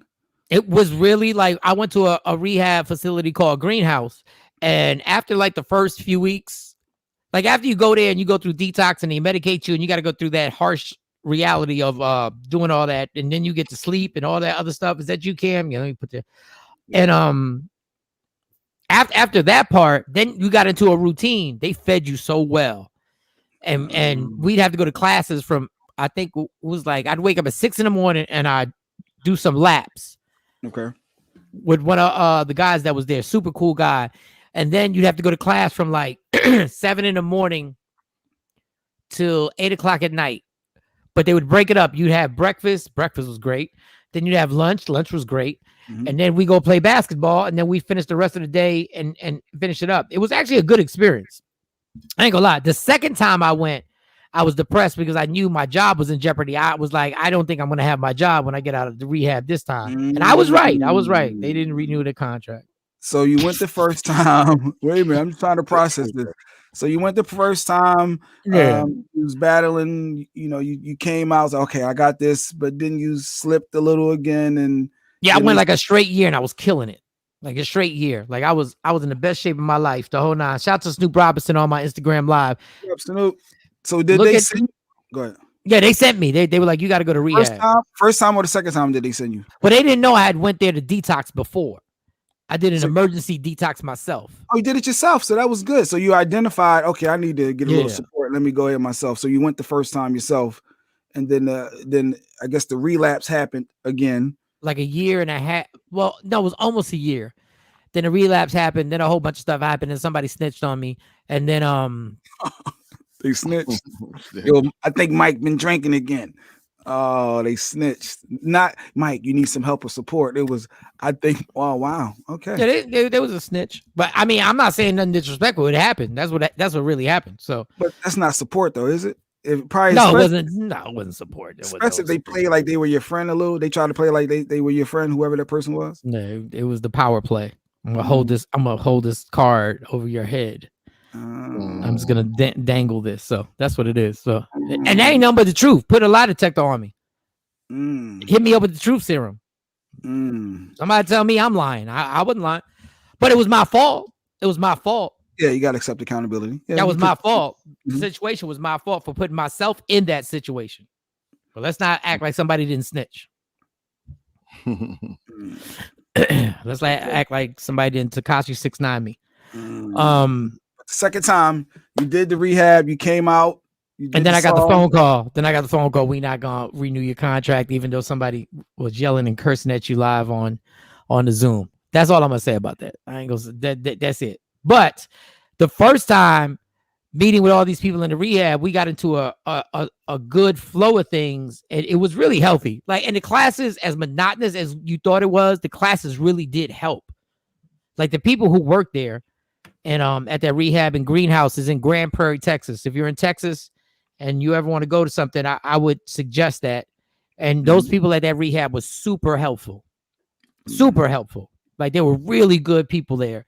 And they were counselors. Not every counselor there had their own addiction, but they were counselors who had been through like real dark situations. And when they were talking to you, it was something like when they were telling you their stories, because anytime you screw up in your addiction, you feel like you're the only person who's ever done this. Mm-hmm. You feel like can't nobody, if I tell my story, you're gonna look at me like I'm the worst piece of trash person in the world.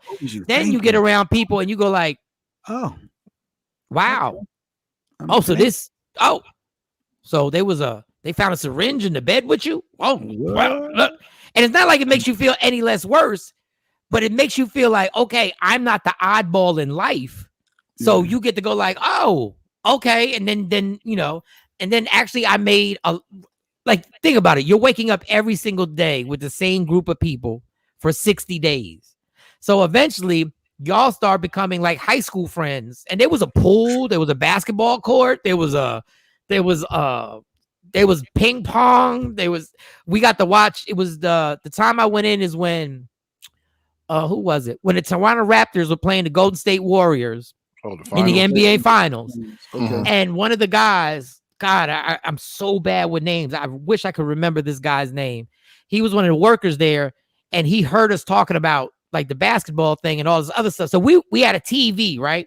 So we would watch the basketball games. We watched the playoffs before the finals. And it was a commercial. And the commercial had pizza and wings and all this stuff. And everybody in there was like, yo. Even though the food was good, there was something about that commercial that had us going like, yo, God, if we could have that, that would be so dope. My freedom. That freedom with the wings and the pizza and so the guy, he basically ran the floor that we all stayed on, or some of us stayed on. And he said, yo, I got this. Let me tell y'all something. If everybody, because you would have to sign into every class. And the guy said, if everybody goes to every class from today till the first game of the NBA Finals, I will get you all the pizza y'all want, all the wings y'all want, the soda y'all want, but everybody has to go to every class. Now, mind you, y'all won't believe this. I never missed a class ever. I went to so many classes that I actually got awards while I was there for going to all these classes. You got perfect attendance. Let me find out. Okay. First time in my life. First time in my life I ever got perfect attendance for anything. I'm talking about even my job, I ain't have perfect attendance. I was like, yo, I went to every single class in rehab. Anyway, so now we got to hold each other accountable. So now we're knocking on people's doors like, yo, where you at? Why ain't you walking to class? And I'm not going to hold y'all. That night when everybody made perfect attendance and we were sitting in this room with the TV and he brought the pizzas in with the wings and the soda and chips. Yo, we were like little kids. We were grown ass men like, thank you. Thank you so much. And we watched every NBA Finals game. And that's when Kevin Durant got hurt and Klay Thompson got hurt. And then Toronto won. Dog, it was the best time ever. I was in the worst, what people would think was the worst circumstance. I had the best time. I still think about some days. This is crazy. Some days I wake up and be like, damn, I wish I can go back to that time where I could wake up in the rehab that year. That time was so dog. It was amazing. Now, did I relapse again? I sure did. A year later, I did relapse again. And I went back and I still had it was still a good place, but it was a different frame of mind that I was in. I was like, I can't believe. I want to know. I want to hear about because you're getting your light right now. You shining. It's Michael Shawn. You're getting all the shine. Your last station, they tried to dim your light. We last left off on that. I want to know, how did they try to dim your light? All right. Jay wants to know how they tried to dim my light. So let me clear that up. Being a co-host, there are two things that I know that I'm dope at. One is being on the radio, either as the host or the co-host, and one is being on a stage doing comedy. Now, when you're a co-host, let me tell you how you know you're dope as a co-host. This is how you know you're dope. Okay. When people, listen closely, when people who are listening don't notice how much they notice you. I'm gonna let that just let that fortune cookie sit. You're a dope co-host when people don't even notice how much they notice you, which means they don't really know how much they notice you until you're gone. Because your job as a co-host is to literally. Then J Black went black. Your job as a co-host is to. I was trying to see if anybody noticed me going. Oh, you said. But wait, Jay, I had one. I was about to say, so like earlier this morning when I wasn't on, I had mine set up. That is so funny. Yo, me and Jay are the worst. Free Agent Radio. For those who don't know, Jay Black just blackened his screen. Jay Black blackened his screen. I was like, Jay Black went plays. I just wanted to notice if you noticed me. But my friend, as funny as that is the point. Right. That is the absolute point. They don't notice how much they notice you till you're not there. So being a good co-host, you do have to dim your own light, because I know if you give me enough room on this microphone, the light gonna get bright, and you're gonna realize I'm nobody's co-host. And I literally loved being a co-host. When I was with Jonesy, loved being a co-host, but Jonesy was different. That was a different scenario, because when Jonesy shined the light on you, she said, just go. Jonesy said, just go. She didn't give a damn. Jonesy was like, go get it. Go rock out. Go ahead. Don't stop till I just put my hand up and be like, we got to go to commercials. You just keep going. Like if I had a song, a parody song that Jonesy was like, yo, that's fire. We played that song like 7-8 times in the show. Like it just got played again and again and again and again. But as a co-host, I should have said this. You do have to dim your light, because you know if you're given the space, it's going to cause a problem in a fragile studio. And I'm not even talking about the host, the studio in general, about, oh, he's doing too much. He's doing too much. That's what could happen. So you have to play your position as a good co-host. So that's what I meant about having in certain situations, having not to go because dog, if I really want to debate something,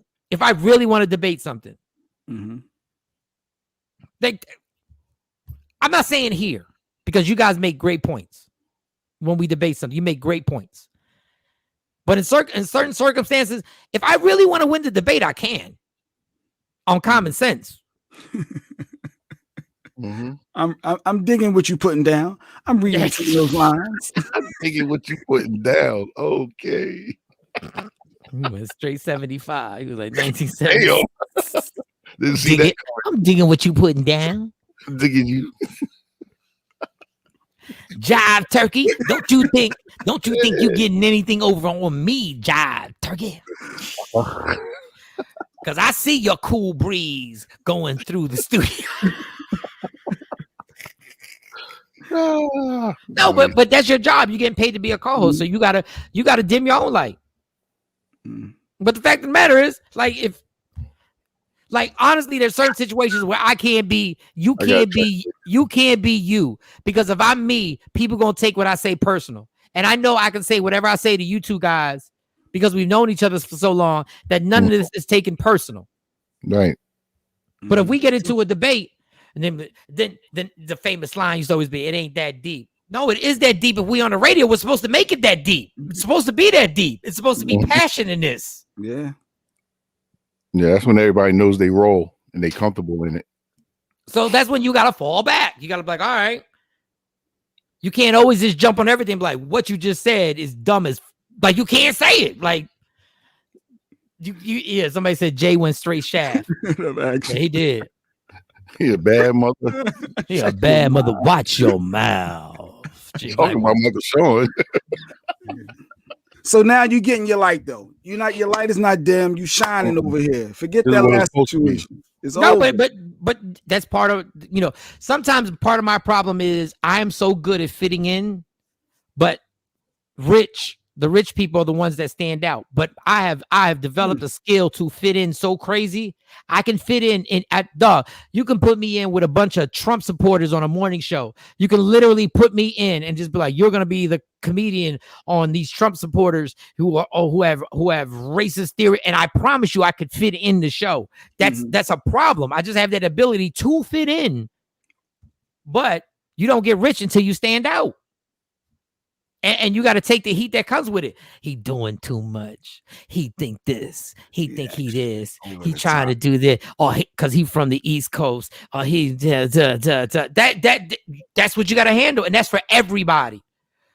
Understand, if you start to stand out anywhere, forget my last job or forget radio. If you stand out anywhere, driving a BMW, look at this guy. Ugh. Yeah, they're gonna be people. And the funny thing is, I downplayed my whole situation. I drove that Mitsubishi Galant. 2015 Mitsubishi Galant. I loved the Galant. I loved it. But that was me portraying myself to be like, hey, I don't mean no harm. I'm not trying to stunt on y'all. I don't mean no harm. I'm harmless.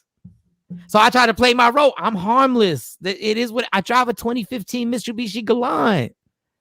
So that's what I did, that's called dimming the light. Dog, could I have gotten the BMW once I got out here? Yeah. Anybody who saw me in Philly knew I was getting whips. Yeah. But I was like, yo, let me downplay. Let me all I want to do is fit in. That's all I want to do. Well, damn it, ain't no more fitting in. Yeah. Unless you could have made mediocre, borderline corny people, man. That's just that talk of people who don't have it. When you have it, you can't take away nobody's light. But when you don't have it and somebody comes in with the light, then it becomes a problem. And my thing, once again, I took that role, so I have to accept responsibility. I took it, and I was like, cool. I didn't Charlemagne the game. God bless Charlemagne. Charlemagne is doing his thing. But I was like, I didn't want to ruffle any feathers to just, in hindsight, everything's 2020 in hindsight. But now I'm here with the crew that I need to be with, because I can be exactly who I want to be at all times. There you go. You know what I'm saying? So that's why I'm here now. But let's not get it effed up. If you cut me a big enough check. No. I'll sit right back in, start dimming lights. Fit in. Zooms will be off, on, low. I would be a Toyota Camry, a 2017 Toyota Camry. So whack. With wheel covers. No. Ownership. We ain't go on that route no more. You did it long enough. But we here, and that's why we pushing this so hard. I give credit to my fiance Stacy, who said, yes, she was like, she said, yo, because obviously, financially checks change and stuff like that. And she was like, yeah, but wasn't this your dream to do what you're doing now? And I said, yeah. And she said, well, then we're good. And she rolled over and went to sleep. I said, you casual motherfucker. How do you drop gems and then just roll over and go to sleep like it's all good? I'm still stressing on the mortgage. What are we doing here? Like, what? How are you so cool and calm? She's like, you got it. Everything will be good. I was like, yeah, being happy and broke or rich and unhappy. That's weird.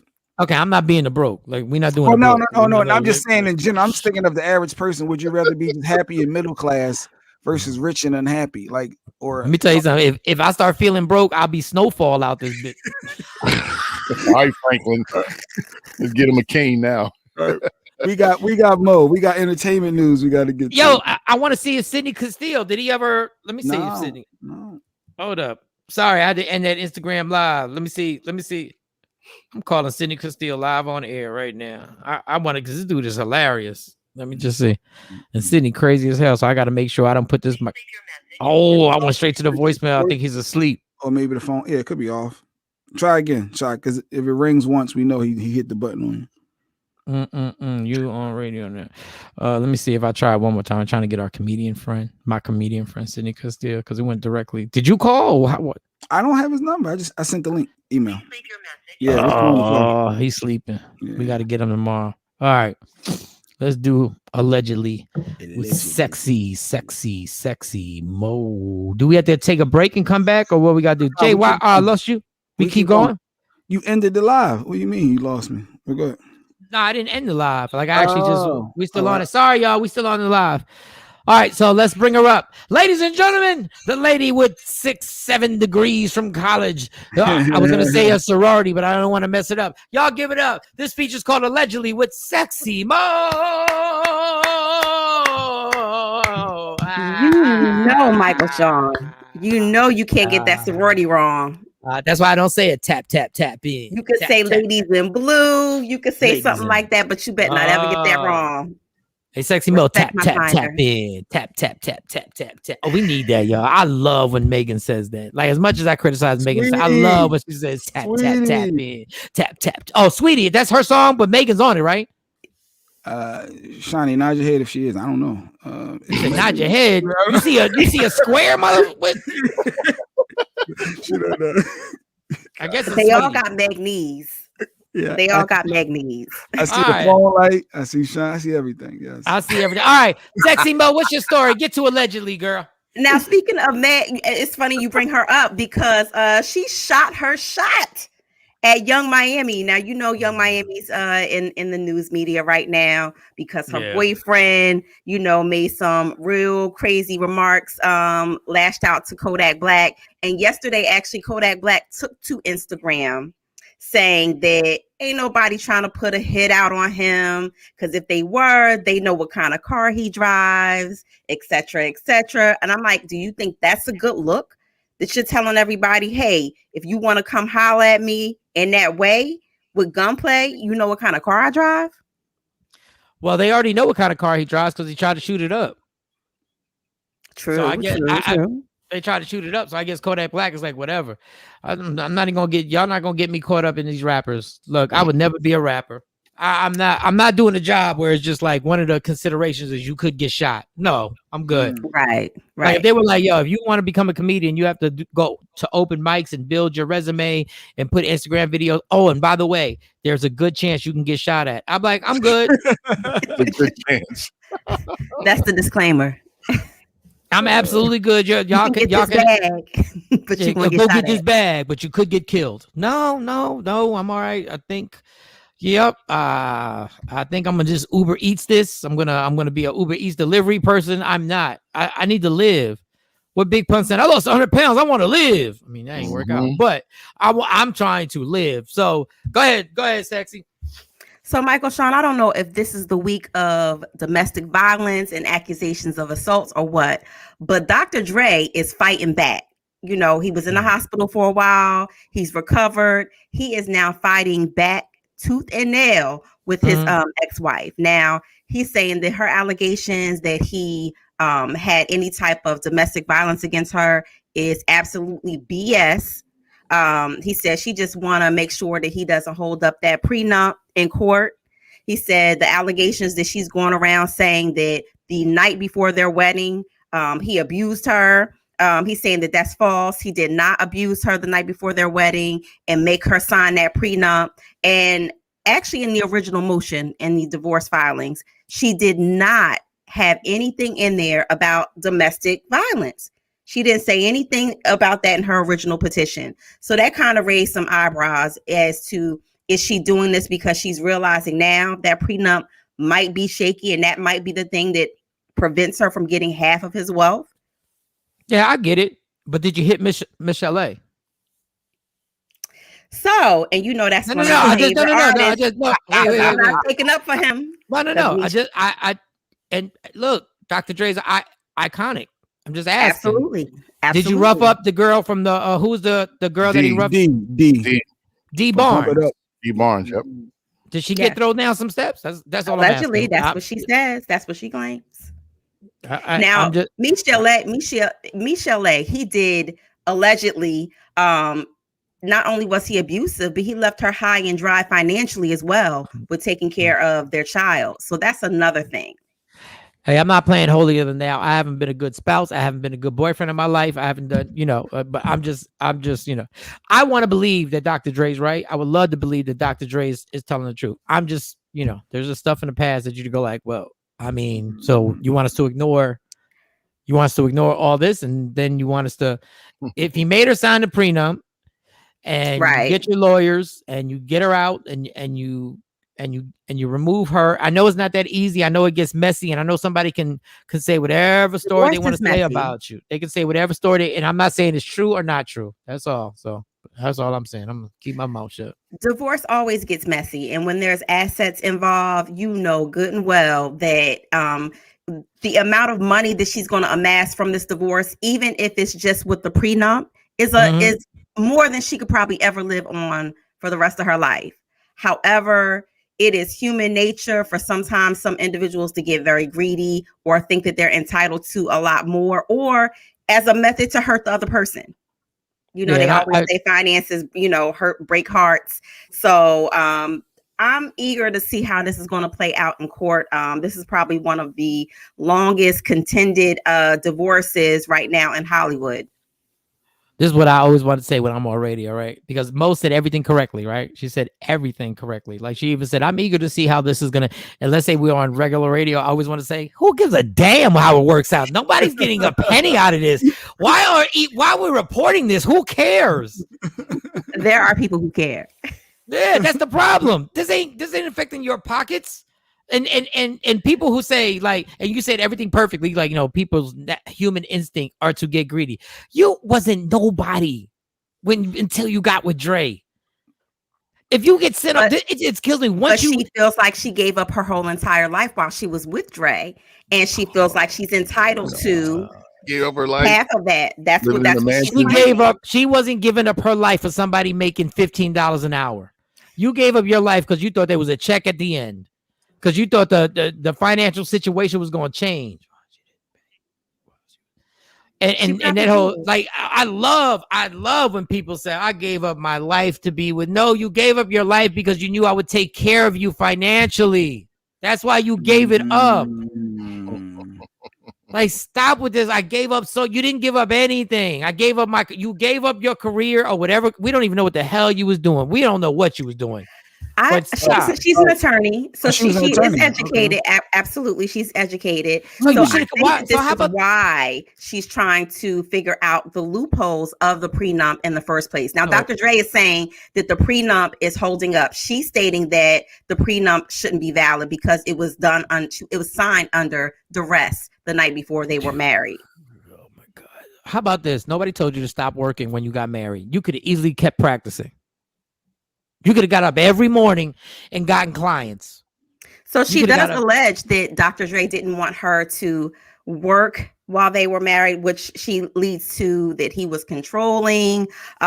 These are all allegations that she has made against him. Okay, so how about this? I'm not saying nothing's right. I just want this perspective. If you were under duress to sign a prenup the day before you got married, wasn't that a red flag that maybe you shouldn't have got married? But you ignored the red flag because he's worth close to $1 billion. So at the time, he wasn't worth close to $1 billion, but he was wealthy. But however, he was worth close to $1 billion. He sold Beats by Dre a long time ago. But they were married prior to that. Before Beats by Dre? I believe so. Yes. Yeah, they've been married for like 20 years. They've been married for over 20 years. So why you stop? Wait a second. She's an attorney. She should have known better. They've been married for 20 years. Thanks, Robin. And she signed a prenup 20 years ago. She signed a prenup 20 years ago. Saying that she signed the prenup the night before they were married, and she's also alleging that he beat her the night before their wedding. Could have been afraid to leave. So that's her premise to contest the prenup. She's saying that it was signed under duress and that it should not hold up today in the divorce proceedings. I'm gonna get in trouble because I'm not. He say, she say. Right. No, I'm not getting in trouble because 20. I'm just saying 20 years later, this is what happened. Hey, no, I'm not. So the prenup does entitle her to some of Dre's money, but it just doesn't entitle her to half of his wealth. That's the caveat. It doesn't entitle her to half of his wealth, and I think that's what she's seeking. No, I like the word caveat. That was nice. Thank you. That was beautiful. But look, I already just said Dr. Dre, what you do to Miss LA. So I don't want anybody to say I'm picking sides. I'm not picking sides on anything. I have a problem with a lot of stuff, man. And Michelle is not even getting probably a smidgen of what that prenup is going to allow her to get from Dr. Dre. So you think about that. And I think that people are invested in this because there are people out there who are going through their own divorce and they just want someone to relate to, even though their money or their bag probably doesn't amount to what Dr. Dre has in the bank. I think that people are invested because it brings a humanistic side to some of these artists. Like, okay, he going through the same thing with his baby mom or his wife that I'm going through. All right, that's great. And that was well said. Caveat. The majority caveat. You just broke that down. But that was great. The majority of people. University. Go ahead. The majority of people are interested in this because they ain't got no life. True. And they live through this nonsense. And we got to do it. We got to do, and you do a great job doing it. And we got to do it. There are people who are sitting there going like, I'm going through the same thing. I get it. But the majority of people just watching TMZ sitting there being nosy as hell and listening to us right now, nosy as hell, who ain't got no life, who are caught up. And we got to, and this is why, and I'm going to say this again, we have to do this. And I love Mo. I love the fact that she's on here and we love having her on here and we love her doing her thing. Why do we care? But next story. Because sometimes it takes the projection off our own lives, Michael Shawn. Sometimes you need to focus on somebody else's troubles and problems so you can say, you know what, my life may not be that bad. Or in their pockets. We're curious about the money aspect. That's what a lot of people, and then they trying to correlate, okay, if I get a divorce, what am I entitled to? Do I got to get his ring back? Or like, we just use people as examples. Oh my God, action. And then you have to remember that was back in his NWA days. And so they said that he was pretty ruthless, no pun intended. That he was, that he was feared. His females feared him. So we all change. And I'm not saying that, it did or did not happen because we weren't there. But, people change. And maybe the way you were back then may not be the way you are now.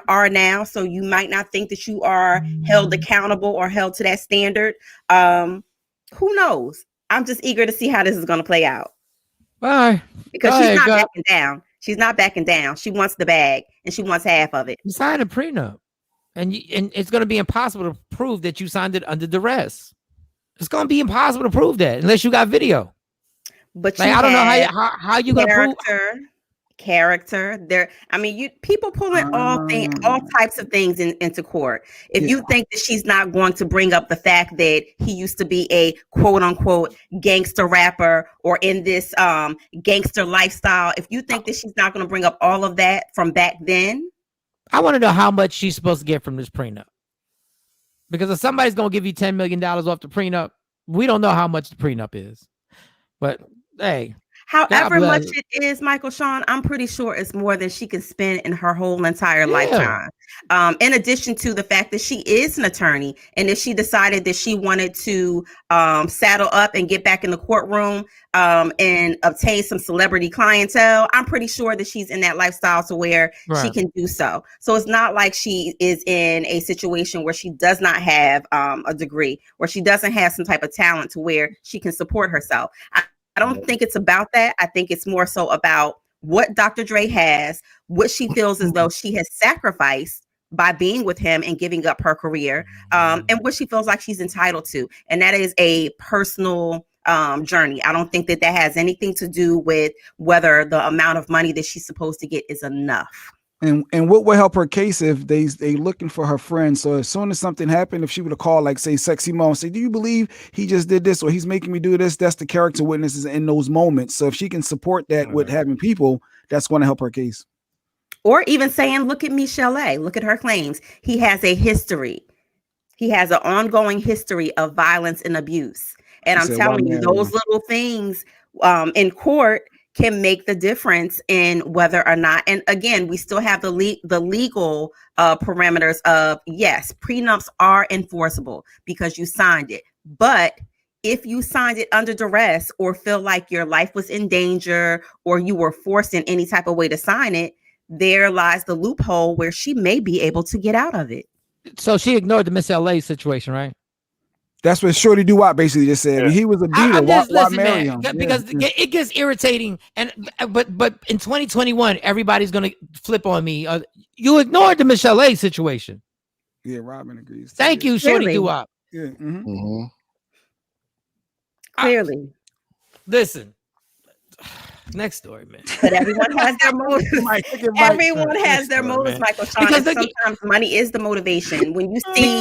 When you can see someone's future, when you can see that they're going to do something. It's the same with our NBA players, our basketball players, when they have these girlfriends in high school or college, and they stay with them, and they're like, you know what, I'm latching on because you're going to go. I get it. You can latch on. I get it. What I don't get about the society is y'all don't want to hear people to talk to y'all honestly, because if you do, they try and put you on a cancel culture. So F it, I'm gonna be on a cancel culture right now. Ladies, if you're looking for that dude to be that athlete, right? And you're gripping him simply because of his financial status, there's gonna be a price to pay, and it can be really, really bad. It could be really, really bad. That's all I'm saying. I'm not wait a second, Mo. Wait a second. I'm not saying you deserve what happens. I'm just saying when you latch on to somebody simply because of their status, and you don't give a damn about their priorities or their morals or their moral fiber, and you don't care what they did in their history, and you don't care because you have latched onto that ball player, there are going to be some things that are going to happen that you don't deserve. But damn it, don't get mad when we tell you only married this dude for a certain reason. Yeah, that's what action. And you ignored everything else. She knew what she was getting into. And I'm not justifying anything Dr. Dre did. I'm not justifying domestic violence. I'm not justifying verbal abuse. I'm not justifying degrading somebody. I'm just saying you in a dirty game from the door. I tell all these young women, stay off these damn celebrities' tour bus. Stay off their tour bus. It's NBA All-Star Weekend. What are you talking about? Stay out these NBA. Stay out these athletes. Look, I'm talking about superstar comedians. I'm talking about actors. I'm talking about rappers, singers, pop stars. Stay out their hotel rooms. And I'm not saying whatever happens in that hotel room is right. They should go to jail. But don't put yourself in that situation, because the game that you're jumping into is dirty. It's a dirty game. You ain't different. And Shawn is right. Everybody thinks it's not going to be them. Oh, it's different with me. Some people think it's different. It's different with me. I'm not going to fall victim to that. I'm not going to fall. I'm not going to fall to that. I'm not going to fall like other women have to that. So yeah, that's true. Some people think that it can't happen to me. We got a caller. All right, let's get this caller. Let's go. It better not be Shawnee. Free Agent Radio. Good morning. Good morning. Free Agent Radio. Who's this? Hello. Yo, Free Agent Radio. Who's this? Dun, dun, dun. All right, moving on. All right. Hold up. Let's try one more time. Okay. Can't we not push the button now? No. Free Agent Radio. Who's this? Smart ass. Did they fade out? They're not there. That quick, you sucker. Cam don't know what he's doing over there. Why are you waiting, Michael Shawn? While we're waiting, sometimes you have to think about how a person was raised too. So if you were raised by a mother who told you, yo, go chase that bag. I don't care what you have. Go chase that bag. Oh, he's going to be something. And I'm not saying that that's how her mother raised her, but you have to think of the mindset of these women. Sometimes they look at it as a way out of a situation. And look how long ago that was. It was Dre's wife. I mean, I don't have. It was Dre's wife. It was Dre's wife. She hung up. Why you panic, girl? Why you panic? She probably looking at it like she put up with all the groupies on the tour buses. I don't care. She put up with the drugs. She put up with all of this. So she probably feels like, and again, she probably felt like that is what I don't care. All of the headache, the heartache, the ass whoopings. She probably feels like alleged ass whoopings. All I care about is once you jumped into this lifestyle that we get to critique you without being canceled. And we get to say what we feel like your situation is based on what it is. And when you got with Dr. Dre, you realize your life was public now. Mm-hmm. But if you say something now in 2021, people will say I'm advocating domestic violence. And I said it repeatedly. I'm not. I'm just saying when you get in this life, understand this is a dirty ass game and they got too many examples over and over and over again. Yes, I remember, but men like Dre are master manipulators and they twist the dirt they do. And I 1000% agree. That's why I'm trying to put the PSA to all y'all out there. When y'all grip one of these people up, Make better choices. Make better choices and look at the history. And if he's able to flash that money in front of you and make you forget about it, I don't know what to tell you then. I'm just giving you the warning. I'm giving all y'all young ladies the warning. Better choices. So wait, so Quavo, so should a woman date Quavo? I mean, he was just in a public disagreement, scuffle. It's like, so you're supposed to stay away from him? So therein lies another one, because Sweetie's friends, they're not having it. Like her fans, they were on him, and then you had some people playing devil's advocate, like, oh, it wasn't that bad, it wasn't this. But where is the fine line to everything? Mm-hmm. Where's the fine line to that? Mm-hmm. Stay away from these dudes. Do you accept it? Because again, is that the culture?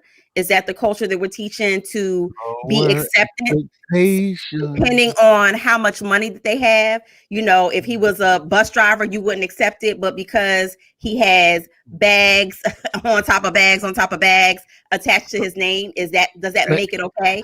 Hold on, we got a comment. The prenup says she gets $2 million a month and she wants more. Shut your ass up. So again. No. Stop. Oh, come on. And how long is that? No, we're not doing this now. We're not doing this now. If this is right, that she's getting the prenup says she gets $2 million a month, shut your ass up. Different lifestyle. Put that up to rile us up. You might put that up. Different lifestyle. No, I think I had heard that before. That's the temporary action. That's the temporary order. The temporary one? Yes, because $2 million a month. That's the temporary one. Oh, y'all don't want me to get to saying what I want to say. Michael Shawn, that is what the judge saw fit to $2 million a month to maintain the current lifestyle that she is living. So you have to remember, there's mortgages, there's school tuition for her children, there's a clothing allowance, there are things. You're really going to do this, Mo? You're really going to justify this?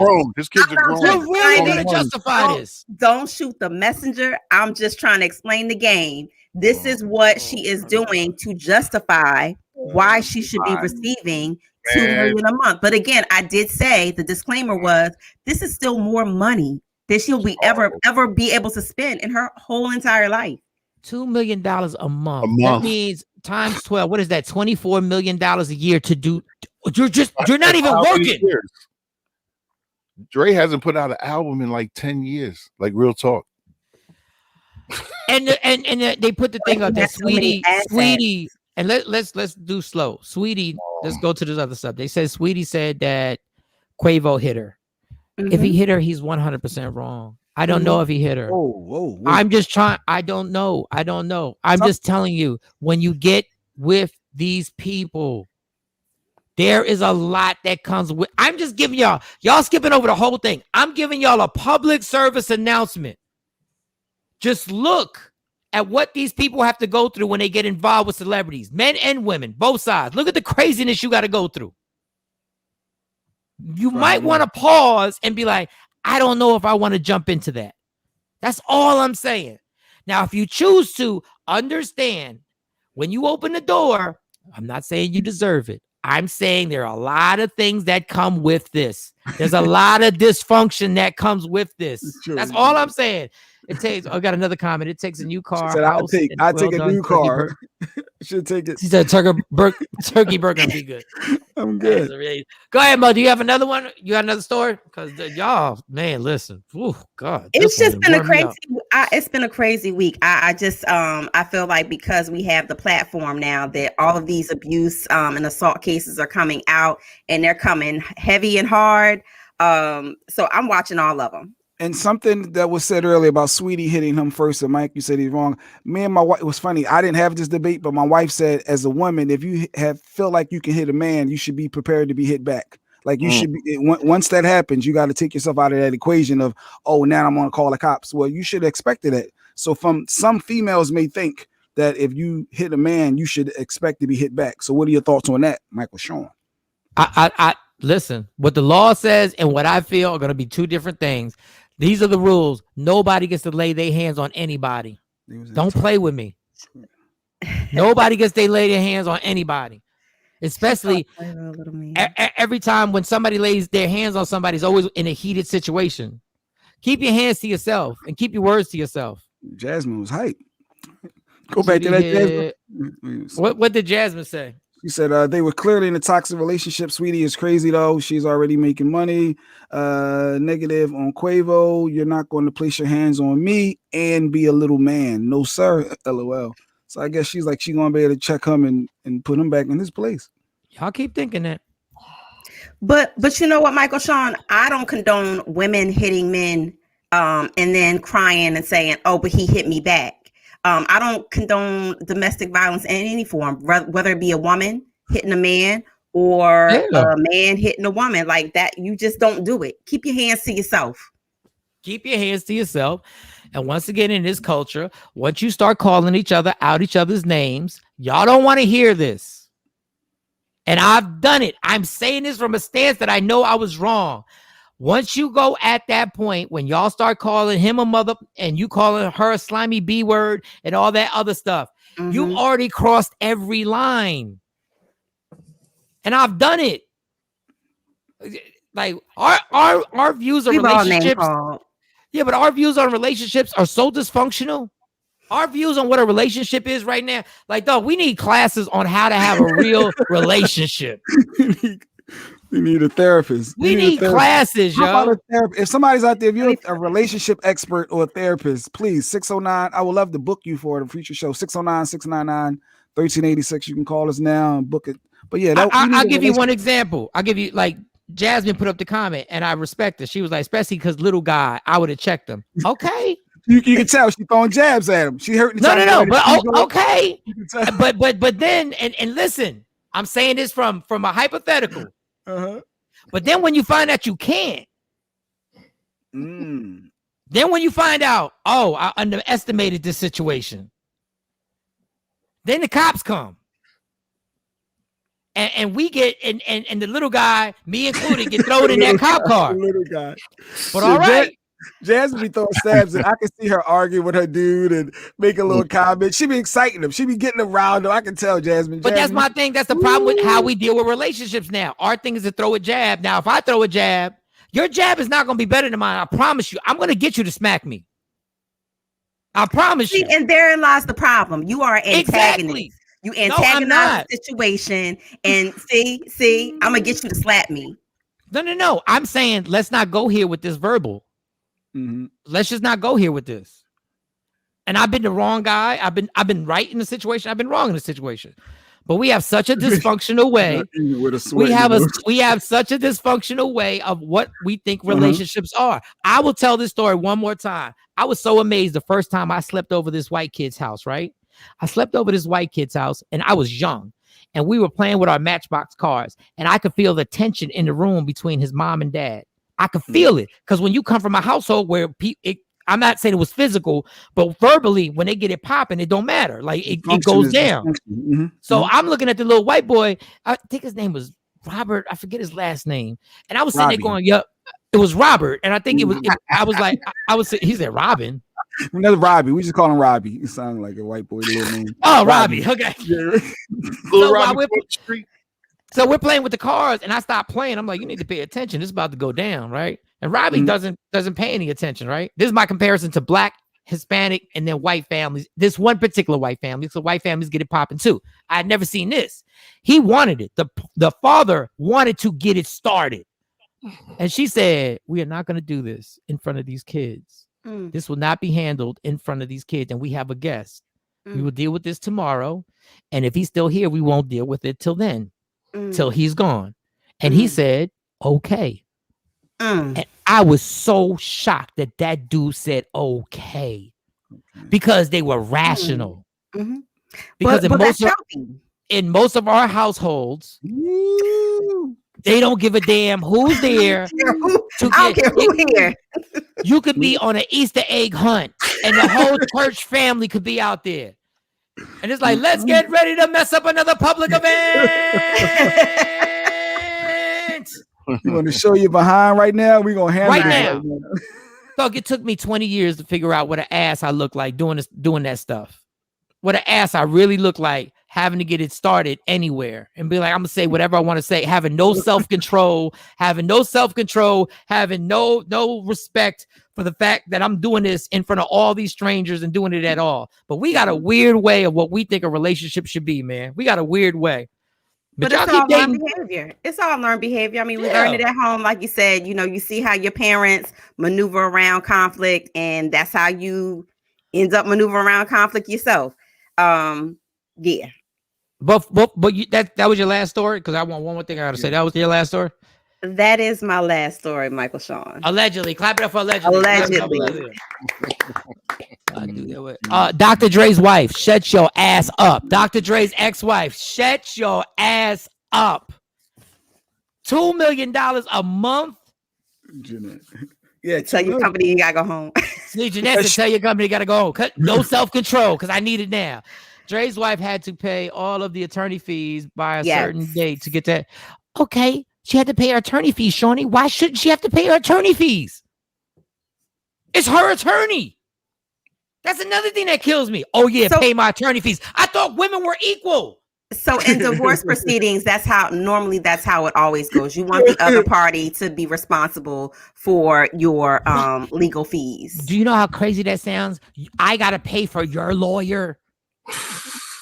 Well, you got to think about it. She is asking for a divorce because she's citing that he's abusive. So she feels like if I want out, why do I got to pay to get out? Because you have to pay your attorney. I guess if you lose, that could be in it after the fact. No, that is so. Take the domestic violence. I'm saying in a normal divorce settlement, the fact that they make a man pay your attorney fees, like, what are we doing here? Like, that makes no, like, you have to pay your attorney to get out. I got to pay my attorney to get out. No, you take care of her attorney fees and then you pay this. I'm like, yo, you got to be really kidding me right now. But all right, y'all don't got me kidding. Doctor, if she's getting $2 million a month, I don't want to hear nothing out your mouth, girl. I don't want to hear nothing about distress. Just take the $2 million a month and go with it. Like, go. That's kind of like a judge asking you to pay $2,000 a month to your wife or your ex-wife as she's making an exit out of your relationship. We're looking at it from a perspective of, oh my God, $2 million, but $2 million is nothing to them. No, that doesn't matter. Like, that's another, oh my God, that's a whole nother thing. Like, y'all want me to be paid, y'all want me to pay you, not based on you being set for life. Y'all want me to pay you based on how successful I am. What I'm giving you $2 million, you're good. Like, you don't need anything else ever again. She wants to maintain her lifestyle, the lifestyle that he accustomed her to. Yeah, the trips and the trips, the Let me tell you schools, something. the spas, all of that is included. Y'all so lucky. Don't ever let me be super famous. Y'all better never let me be in my 20s or 30s and be super famous. I'll never marry a chick ever. I said, Mike. They say, remember when Mary J. Blige and her husband did the divorce thing? Yes. He went off the deep end because he got the money from Mary. She got and I thought that was horrible. I thought that I'm consistent, y'all. I think that is horrible that Ken Do got all that money from Mary J. Blige. Just for being her so-called manager. How hard is it to manage Mary J. Blige, yo? And they didn't have any like, how hard is it to book her gigs? How hard is that to get Mary J. Blige a show or get her booked on something? I think it's horrible both ways. Like, y'all cat male and females, y'all be getting married and y'all want to eat off that person's success, and then y'all be like, I gave up my career. Nobody asked you. That was your choice. No matter what problem you were in, it was still at the end of the day your choice. Give them back that $30,000 a year then. Whatever their career was going to be worth. He was a bum, would he still want that? Yeah, I'm good. I'm not. This is it goes round and round and round and round. And my phone died, so I got to go charge my phone. All right. I know it's 9:00, but I just want to. Can we come back? Because I got to charge my phone. No, or do y'all want to wrap it up now? Y'all want to wrap it up on time? What about the person cheated and the other wanted to leave? The cheater shouldn't pay the attorney. God, man. Because you ruined their relationship. So what Jeanette is saying, if you ruined it, shouldn't you have to pay if you were the cause of the problem? You know, this is when people would really think about who they marry. I got a new law. You got a new all right. Pay attention. All right. Hold up, y'all. We got new law. New law. I got a new law. What law? Law number what? I think this is law number 5. It might be law. We might be on 5. Active number 5. Okay, we might be law number 5. This is the deal before you get married. New law. All right. Right now, if you already married, it doesn't count for you. New law. When we get divorced, nobody gets anything from each other. Nobody gets anything from each other. Now you really have to decide, is this the person I really want to be with? I like this game. Yeah. See, now you have to decide. Now you have to decide, is this the person I want to have kids with? Because I know when we get divorced, nobody gets nothing. Nothing. Nice. Now your ass ain't gonna fly to Las Vegas and get married. Now you're not just gonna get married because society says you should get married. Now you really got to go like, you know what? If this doesn't work out, I get nothing. Either one. Nobody. Everybody goes. The only thing that gets chosen is who the kids are gonna stay with. Mike's Law. Okay. I promise you, cats wouldn't be jumping into marriage the way they. I promise you, cats wouldn't be marrying celebrities the way they marry celebrities right now. But aren't you old if you help build the empire, though? I think that's the whole purpose of it. Like, if I helped you build your career. No. You're messing up. That doesn't count for them. You're messing up. That doesn't count for them. If you're already married, you're grandfathered into the laws. Now I'm saying from this point on. Yeah. So let's say you get married to an upcoming rapper, right? Up and coming rapper. Okay. Right. Now you know if he blows up and y'all get divorced, you get nothing. So now you have to decide, am I marrying him because I really love him or because he might blow up? Yeah. So Michael Shawn, if I'm married, just for argument's sake to you, and I put my degrees up and hang them up and I don't operate in my degree field, right? But I'm handling your bookings, I'm handling your taxes, your books, I'm being your personal assistant, I'm being your chef, I'm being your Uber driver to take you to these gigs. You mean to tell me that if you up and decide to leave me today or tomorrow, you gonna leave me with the bag I came in with? Yep. And guess what? Before the reality is you wouldn't be doing all that anyway. Before you do all that,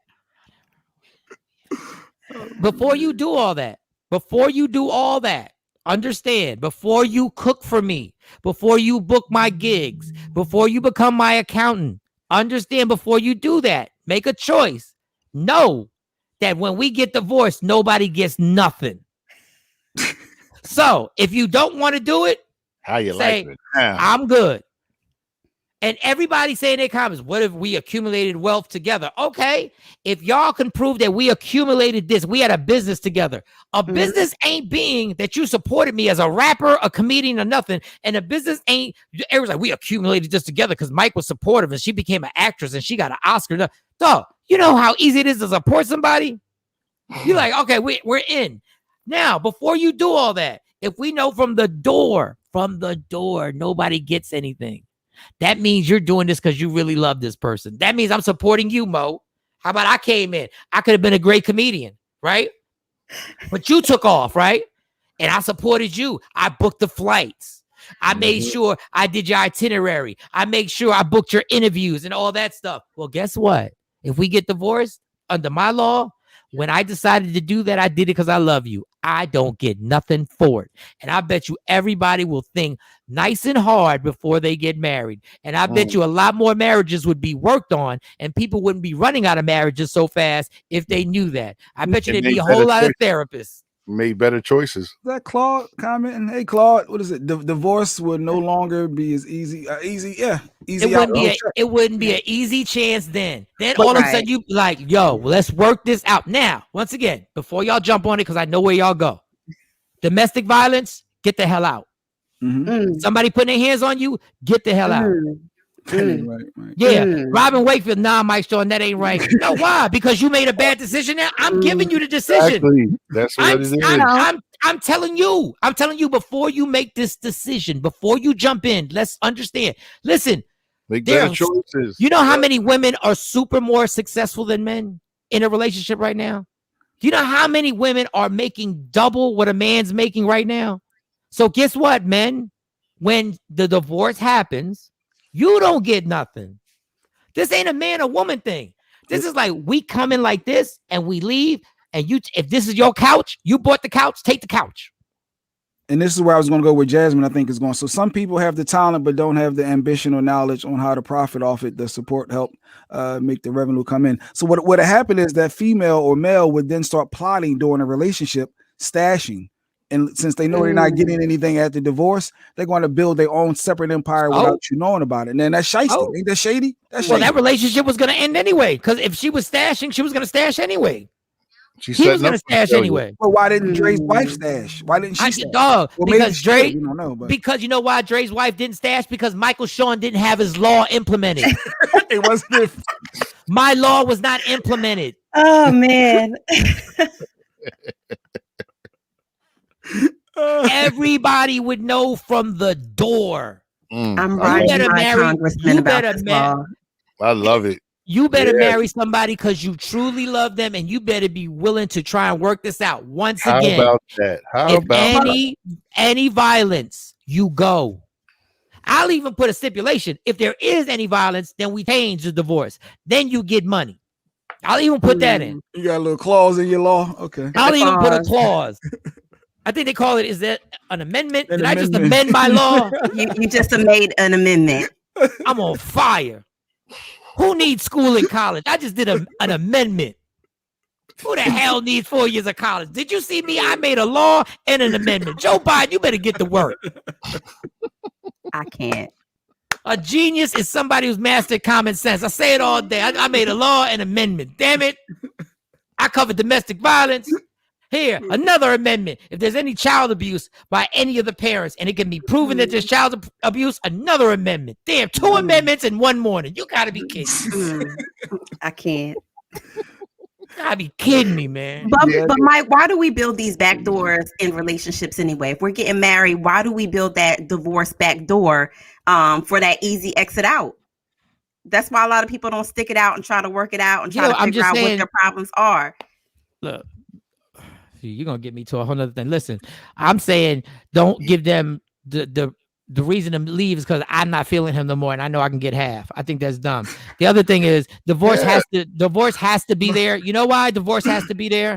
Let me tell you. So hold on. Let me set this up. Let me tell you why divorce. Jackson. Go ahead. Let me tell you why divorce has to be there. Good one, Tosh. Why, Mike? Let me tell you why divorce has to be there. Go ahead. Because marriage is irrational. Marriage is unrational. Do tell. It's unrational because how do you say that? Because if 51% of marriages end in divorce, it's unrational to tell somebody that they're going to be with one person for the rest of their lives. It's unrational. Now, would I like to be a part of it? Yes, I would. But it's not freaking rational.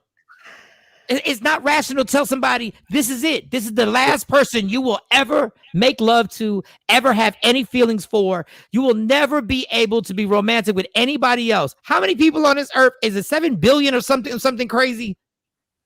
Mm-hmm. Yeah, something crazy. And your unrational ass picks one person and decides, no, you're never going to be with another person ever again. That's the thought. That's the thought process. That's the thought process. Let me ask y'all. Let me tell y'all. Ask y'all the truth. Just for men. I'm not gonna ask the women. Just men. Just men. Heterosexual men. Flaming heterosexual men. Okay, me. I'm here. How many people? How many flaming heterosexual men were eager to go? I love this woman, and I can't wait to know that for the rest of my life I can only have sex with her. Strong word.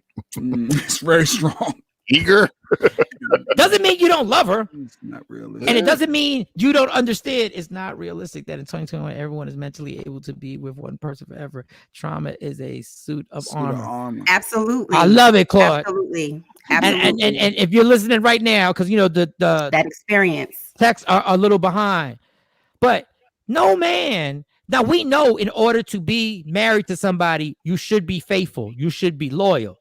But it's an unrational thought. No man goes like, yo, I can't wait to only have sex with her for the rest of my life. I can't. It's not a rational thought. That's why marriage is so hard. Because it's not rational. And that's why you applaud people. You applaud people who've been married for 50 years. I applaud my mom and dad. I know what they've been through. I know what their relationship has been through. And I know how hard it was and how they stuck it out. You got to work for real to make a relationship work. Why? Because it's not rational. We guys ain't even taught Let me tell you why. Another reason why it's irrational. Men from being little boys ain't taught how to be loyal to somebody, a female. From a little boy, we are not taught how to be loyal to women. You're taught to spread your wings and sow the royal oats. All right, we done. Y'all done wore me out today, man. I can't do this no more. It was a funny show. I mean, from the gas pumping, men shouldn't be able to let their women gas pump and shovel snow debate. That was really I really got something out of that. That was really interesting. You make your wife pump gas? I don't make. See, that's you came in late. Don't start. Okay, no, stop all it. right. Leave it. All right. That was exhausting. We get going. We're not doing Watch the replay. Watch the replay on Media Room 360. You better go on and watch that debate. It was very healthy. It was a very healthy conversation. Either that, you gotta come on at 7:00 with us because we can't read that.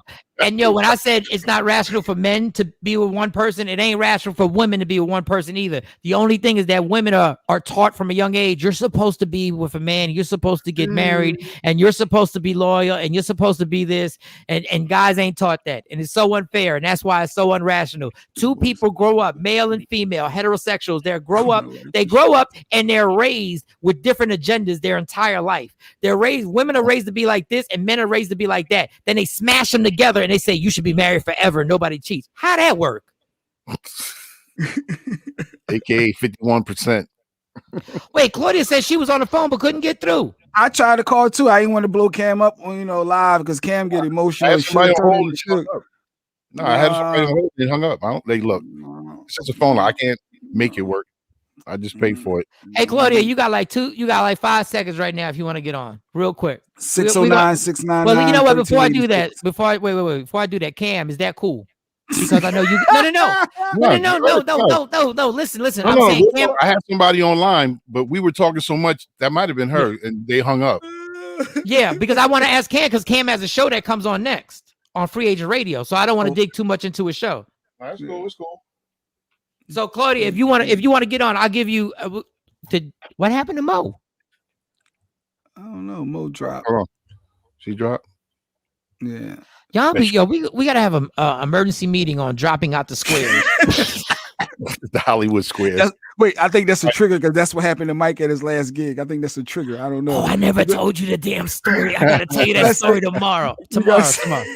I gotta tell you the story tomorrow. All right, we got the phone. All right, Free Agent Radio. Who's this? Hello? It's Cam. I think it's Cam. I swear. Well, Cam was having problems getting on this morning. I think it's Cam. I'm sure of it.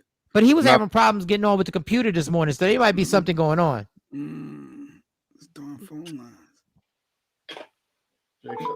Let me see what happened when I Hello? called. Hello. Who's this? Hello. Can you hear me, Mike? Yes, I can hear you. Who's this? It's your cousin Claude. What's up, y'all? What's up? My cousin. Oh, here it goes. There's gonna be all smoke. Here goes all smoke right now. Jesus, I should have skipped. There's gonna be all smoke right now. Oh, I just came to say what's up. I really felt the kind of way that you had another Claudia as a guest. I know she's Claudia Jordan, but damn, I'm your cousin. And the funny thing, Claude, the funny thing is that you're not the first cousin that called. Our cousin Yvette called a few weeks ago. So I'm calling to tell y'all I have a secret that I can't hold on to. I can't tell the rest of the family, Mike. So I'm telling everybody that's listening. Our cousin Yvette got engaged. So wow. Yeah. So I mean, the rest of our listeners. Family. Hold on. Yeah, Real quick. I know the rest of our listeners don't give a damn, but that's a big deal. Like, hold up. Big deal in our family. But what the hell, Claude? You couldn't text me that? Like, why the hell? Nah. I'm playing. I know y'all were talking about entertainment. I love Sexy Mo. I don't know her, but I love her. Y'all talk about sports?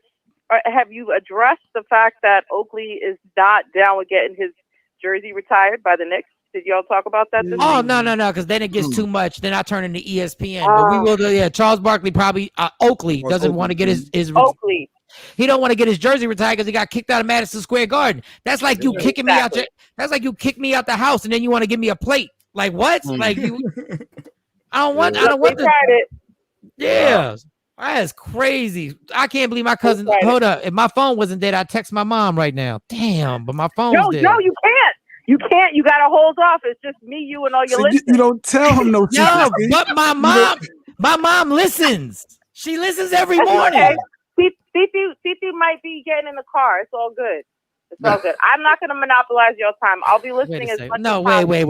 Before you go, because wait a second. This don't make no damn sense right now. Funny. You call up. Our show is in our show. You had a secret, and you told me a family secret. We're in over 40 million homes on TV. We're on Roku, Apple TV, Roku, whatever it is, Roku, whatever. I know. We're on all these. We on Free Agent Radio. We're like streaming all over the world. You like, yo, I got a secret. Don't tell your mom. Yep, what? Like, why don't you just go on CNN?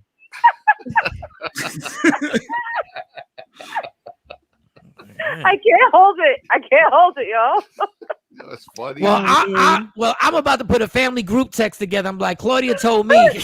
Oh man.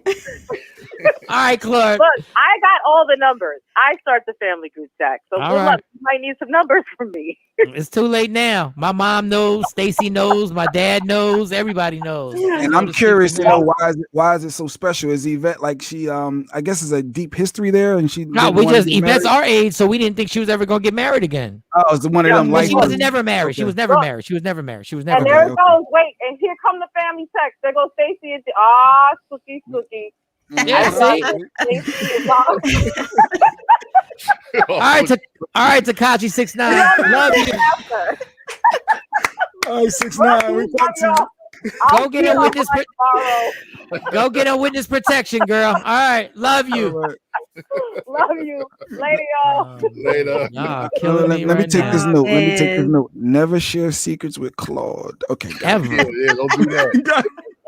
I like Claude.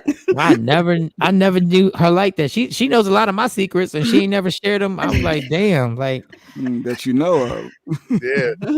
Now I gotta call my mom. Like, mom, for real, don't spread this, mom. Like, for real, just like don't leave us alone. Like, when I heard it was my cousin Claude, I thought she was just gonna have smoke for the marriage thing, but then she just decided to take a left. All right, this has been great. This has been fab. Hey Mo, what happened? You lost connection on your Zoom or StreamYard or whatever? I kicked the cord. Oh, you got that mad? So mad. Talking about that prenup. Your Mike's law. She ain't like that. Oh, that Mike law. She ain't like that. You leave what you come with. You ain't like that Mike's law. I want to put a motion on the floor to make an amendment to Mike's law. I think that is that's a fair. Yeah, that all makes it great. All right, y'all. I got to get my car inspected today. I got to get an oil change. What else I got to do today? And that's it. I want to get married. Oh, and Shorty Doo-Wop asked about Freddie Mitchell Fridays. I'm gonna see if we can get Fred on. Maybe we could do the sports talk with Charles Oakley and Fred with you, Mike. Maybe that could be something. So we'll see. We'll get that. And I'll tell you the Zoom firing tomorrow. Remind me about how I got fired on Zoom. That damn last station. Woo! All right, y'all. Shawnee, we out of here. Love me for who I am, not who you want me to be, because obviously I can never be that ish. And understand there's only one thing in life is guaranteed. It will end. So enjoy every minute, every second, and never, ever, ever let somebody steal your happiness. It belongs to you. Fight for it. You have listened to Michael Shawn and the TakeOver Legends. We'll see y'all tomorrow morning. Yeah.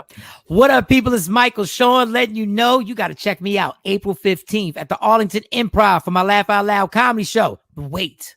You want to win tickets? We got your opportunity. All you got to do is download the Media Room 360 app. Watch it on your streaming channels, on your Roku TV, and multiple other sources. When you see the code phrase, you know that code phrase?